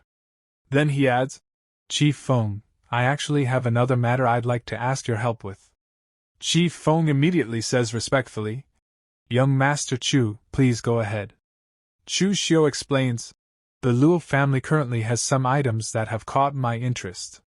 Please help me seize them. Of course, don't break the rules too much, just handle it tactfully." Chief Feng turns around and begins to leave while saying confidently, "Rest assured, young Master Chu. Just leave it to me." Seeing this, a faint smile appears on Chu Xiu's face. Inside his mind, he thinks, in the original plot, the Luo family obtained a batch of secret boxes from merchants of the state of Yen. No one expected that two extremely valuable treasures would actually be hidden inside those boxes. But the news eventually leaked, and the Luo family was wiped out by the combined forces of several surrounding families. Chu Xiu then smirks to himself. "I guess this can be considered doing a good deed. After all, without those treasures, the Luo family will never face extermination." The scene then shifts to the Luo family merchant caravan. The servant leading the caravan shouts loudly, "Be quick about it! We'll rest once we get out of Shangmeng Mountain and pass through Tongzhou Prefecture." But just then, Chief Feng suddenly appears right in their path. With a grin on his face, he slowly walks toward them while holding his massive sword. The moment the caravan members realize that bandits are blocking the road, panic spreads among them. Soon, a man steps forward. He is the steward of the Luo family merchant caravan. The steward quickly approaches Chief Feng with a respectful smile and offers him a pouch filled with silver. "Heroes of Shangmeng Mountain, here is a 10% toll fee. Please take it and enjoy some drinks, heroes." But Chief Feng suddenly slaps the pouch away and smacks the steward across the face. "You think 10% is enough to dismiss us?" he roars angrily. "You made your grandfather here wait with his men all morning. Leave all the goods behind." The steward's face turns pale with fear. Standing in front of him is Chief Feng, holding a huge sword that looks terrifying. Chief Feng glares at him and asks coldly, "So, do you still have a problem with that?" Hearing those words, everyone in the caravan becomes terrified. In their panic, they abandon all the goods and run away. After they flee, Chu Xiu and Manhwa step out from behind the bushes. Chief Feng smiles as he looks at them. "Young Master Chu, whatever items have caught your eye, just take them." Chu Xiu points towards several secret boxes and says calmly, "Chief Feng, I only want these secret boxes. The remaining goods are all yours to deal with." As he says this, Chu Xiu smiles to himself and thinks, I wonder what kind of good items I'll open this time. A short while later, the scene shifts to Chu Xiu's residence. Chu Xiu is sitting alone in his room, examining the items he obtained from the secret boxes. He picks up a book and studies it carefully. Then he murmurs to himself, Not bad, to think I actually drew the Blood Blade Sutra. He continues thinking, if I remember correctly, in the original world this cultivation technique was ranked at the 3rd transformation level. It isn't considered top tier, but it's definitely not low either. Chu Xiu flips through the pages as a cold smile forms on his face. What a wicked and ruthless blade technique! The angles of its strikes are incredibly bizarre, making them almost impossible to defend against. Nearly every move is a killing strike. An extremely demonic cultivation technique, but it perfectly suits my taste. Then he looks at another item. Thousand-leaf plume. He recalls its origin. A hidden weapon created by the Thousand Mechanisms sect, a hidden weapon sect that was second only to the Tang sect of Shu during the ancient Great Tribulation. In theory, it's a single-use hidden weapon capable of killing a Xiantian martial artist. Chu Xiu nods with satisfaction. A very good harvest. Then he mutters, I'll start practicing the Blood Blade Sutra first. 10 days later. North Shangmeng Mountain. A merchant caravan is moving along the road, carrying a large amount of goods. Leading the caravan is Chu Xiu. As he rides forward, a smug smile appears on his face. Hee. Suggesting to father that we swap merchant caravans with Chu Xiu this time turned out to be a huge profit. But suddenly, his smile disappears. Because Chief Feng has appeared in front of the caravan, blocking the road. It's clear that his plan is to rob Chu Xiu's caravan. At that moment, one of the servants quickly steps forward. Nervously smiling, he takes out several papers and says, Chief Feng, we already have the pass. Please let us go. Chief Feng takes the papers, glances at them briefly, and then snorts. Only 400 taels? Why is it so little? Then he waves his hand. Boys, go search the caravan. His eyes glow with a faint red killing intent. The servant looks shocked and hurriedly says, Chief Feng, our Chu family knows the rules. This toll fee will absolutely not be short. But Chief Feng clearly has another plan in mind. With a sly smile, he says, You don't get to dictate the rules. If you won't let us search, could there be something fishy going on? The moment Chu Xiu hears this, he becomes furious and steps forward, ready to fight. But one of the servants quickly stops him and says, Fourth young master! Don't be impulsive. This is Shangmeng Mountain. Just let them search. We haven't played any tricks anyway. Realizing the situation, Chu Xiu suppresses his anger and says coldly, Fine. Let them search. As soon as the bandits receive permission, they begin thoroughly searching the entire caravan, determined to find something suspicious. After a while, one of the bandits approaches Chief Feng and whispers something in his ear. Hearing this, Chief Feng slowly starts to smile. And you said there was nothing fishy. Your goods are worth 6,000 taels, so the toll fee should be 600 taels. The moment Chu Xiu hears this, he immediately explodes in anger. You're clearly picking a fight on purpose. What do a bunch of bandits know about prices? If you can sell these goods for 6,000 taels, then you can take all of them. Standing beside him, one of the servants turns pale and thinks nervously, Oh no. Fourth young master is far too reckless. We could have just paid an extra 200 taels to buy peace. Why provoke them like this? At the same time, Chief Feng also shouts angrily. You little brat! You're courting death. Do you think your grandfather here needs you to teach him how to do business? He raises his massive sword and declares coldly. Very well then. Today the goods stay, and the people will stay too. Hearing this, Chu Xiu turns toward a man beside him. Uncle Lin, I'll leave this to you. Upon hearing this, Uncle Lin calmly steps forward. He dismounts from his horse and walks toward Chief Feng. Then he brings his fists together respectfully and says, Making things convenient for others makes things convenient for oneself. I advise everyone to let us pass. Otherwise, blades and swords have no eyes, and by the time you regret it, it will already be too late. When Chu Xiu hears Uncle Lin speak so confidently, a satisfied smile appears on his face. He turns to the frightened servants and proudly says, "Did you see that? This is what Uncle Lin calls the demeanor of a true expert." Then he scoffs. "Why should our Chu family bow down to a group of bandits? If they don't follow the rules, we won't act like cowards either. My second brother even paid silver after winning a fight. Truly cowardly." Meanwhile, the servants standing nearby are still extremely nervous. Inside their hearts they think, this is the territory of the Shangmang Mountain bandits. Even if we escape safely this time thanks to Lin Qian, what about next time? Lin Qian isn't invincible. Fourth young master is far too arrogant, calling second young master a coward. Clearly, the second young master's approach of using both grace and strength is far wiser. At this moment, Uncle Lin stands calmly with a confident expression, believing he can easily defeat these bandits. But suddenly, a powerful presence appears. To everyone's shock, Boss Han arrives. He walks forward slowly, dragging his massive blade across the ground. Sparks scrape against the dirt as the blade leaves a deep trail behind him. His eyes glow red with killing intent. With absolute confidence, he declares, "Well said! Blades and swords truly have no eyes." Then he smiles coldly. "So if you die here today, don't blame me for being ruthless." This part begins with Boss Han stepping forward to fight. The moment Uncle Lin sees him, he is completely shocked.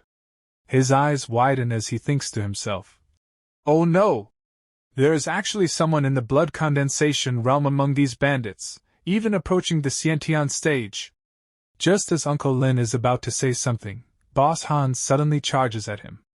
With a swift swing of his sword, he easily cuts off the leg of Uncle Lin's horse.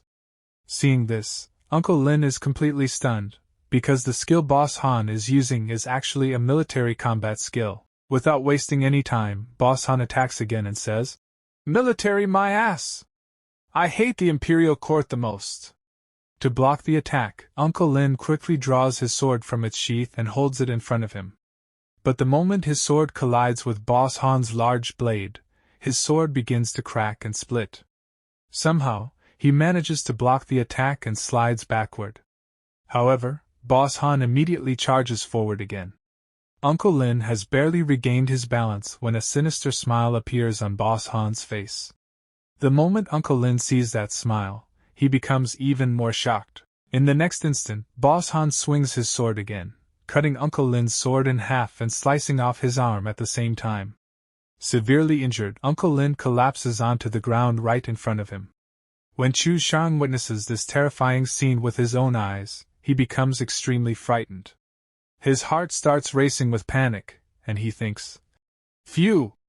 If the steward dies, so be it, as long as I am fine."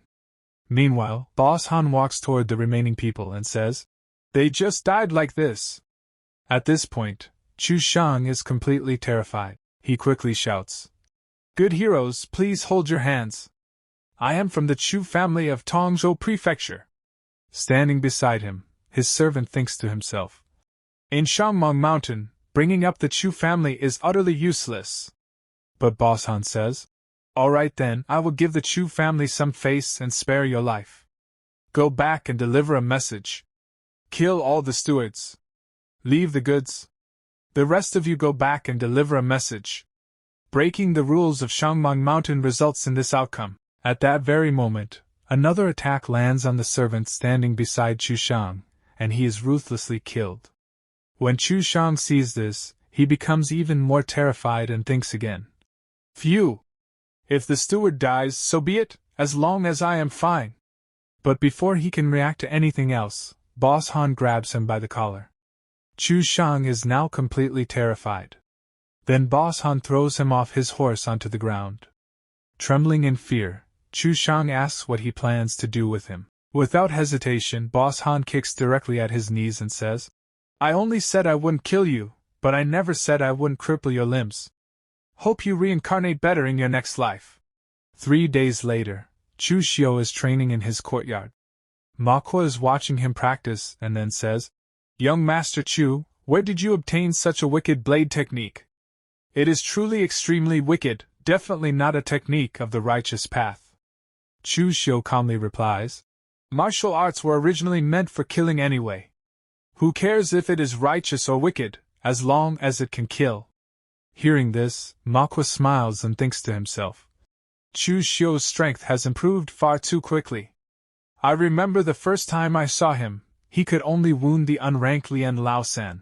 It has only been 2 months, yet I am completely no longer his match. Truly terrifying. At that moment, a servant rushes in and reports, Young master, the 4th young master has been carried back completely crippled. Lin Qian and several caravan stewards are also dead. Chu Xiu calmly says, my dear father must be quite heartbroken right now, no? Let's go and take a look.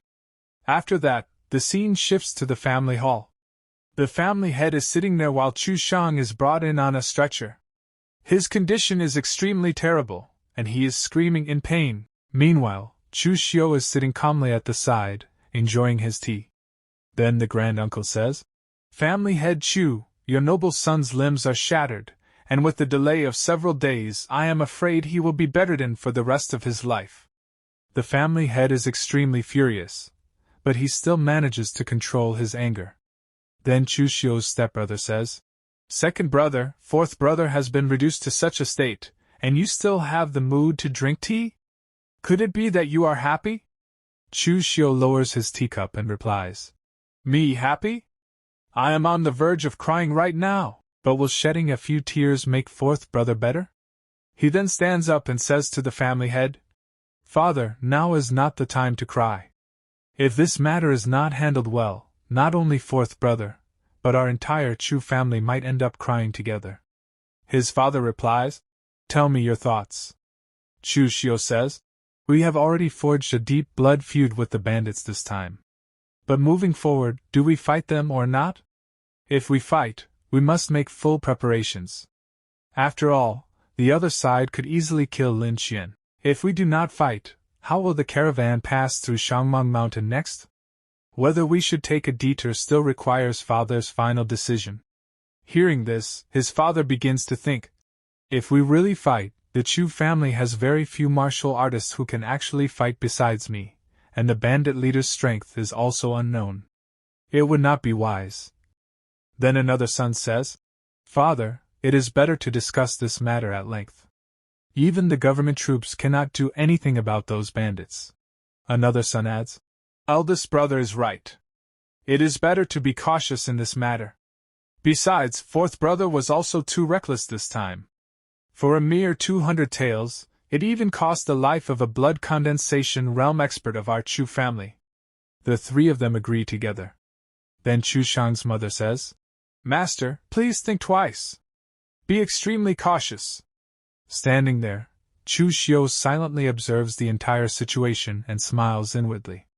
With the Chu family acting like this, it is truly not easy for them to have persisted until now. Everyone is only considering their own interests. Not a single person is thinking for the Chu family as a whole. At that moment, Chu Shang's mother, with tears in her eyes, says, Master, you must seek justice for Shang'er. But the family head angrily says, Shut up. Do you think I don't want to? But for Shang'er, can we gamble the entire Chu family? Besides, I told him to be careful before he left, yet he was so reckless. The granduncle then says, Family head, it is truly unwise to seek revenge at this time. When standing under low eaves, one has no choice but to bow their head. If we detour around Shangmeng Mountain, the caravan's losses will be huge. The family head nods. Eldest uncle is right. Then we shall temporarily spare those bandits this once. However, who should lead the caravan next time? Hearing this, his other sons become nervous and quickly look away in fear. Chu Xiu thinks to himself, the other side doesn't put the Chu family in their eyes at all. Whoever goes will be out of luck. Then the granduncle looks at Chu Xiu and says, Among the brothers, only you, Chu Xiu, are bold and meticulous with the strongest capabilities. Why don't you go to Shangmeng Mountain once more? Chu Xiu thinks, You only think of me when there's danger? The family head then says, Chu Xiu, since your eldest uncle has said so, then you should go. Chu Xiu asks, May I ask, father, does our Chu family still have rules? His father replies, What kind of words are these? Of course we do. Then Chu Xiu says, Since we have rules, then things cannot be handled like this. The caravan's profits doubled in my hands, but with a single word from father, I gave it to fourth brother. Now that he has messed it up, you are asking me to go again. Whose caravan is it anyway? With everything being so muddled, this child refuses to accept it. Hearing this, his stepmother and stepbrother are completely shocked. She thinks, to think that the first person in the Chu family to dare disobey Chu Zongguang's orders is Chu Xiu. Has he gone mad? Meanwhile, the family head is extremely furious inside. Damn it! To actually dare to disobey me. Watch how I strip away your authority and make you kneel in the ancestral hall. However, other than Chu Xiu, it seems no one else can go. Then Chu Shang's mother says, Chang'er and the others have already been injured to this extent, yet you still want to take away the caravan. Chu Xiu coldly replies, What does his injury have to do with me? Then his father finally says, Carry Chang'er out so he can recover properly. From now on, he will no longer need to involve himself in any of the Chu family's businesses. From now on, the caravan will be handed over to your management, and no one will be able to take it away. Go to the accounting room to take the silver. Spend the money as you see fit, but do not let our Chu family suffer too great a loss. Chu Xiu replies, Rest assured, father. I will go handle it right away. I will absolutely not let our Chu family suffer any losses. Some time later, Chu Xiu arrives at another place and says to a man, Per my father's instructions, fetch 10,000 taels of silver. The man replies, Right away. After taking the money, Chu Xiu thinks to himself, I originally thought the enemies were those three idiots, but now it seems Chu Zongguang is the greatest enemy. If he does not agree, I will absolutely not be able to become the heir. But as long as I kill or cripple Chu Kai and those other two, the heir can only be me. With these 10,000 taels, my cooperation with Boss Han will be even more pleasant. An opportunity will come sooner or later. And with that, the video comes to an end. If you enjoyed this new video, please don't forget to subscribe to my channel.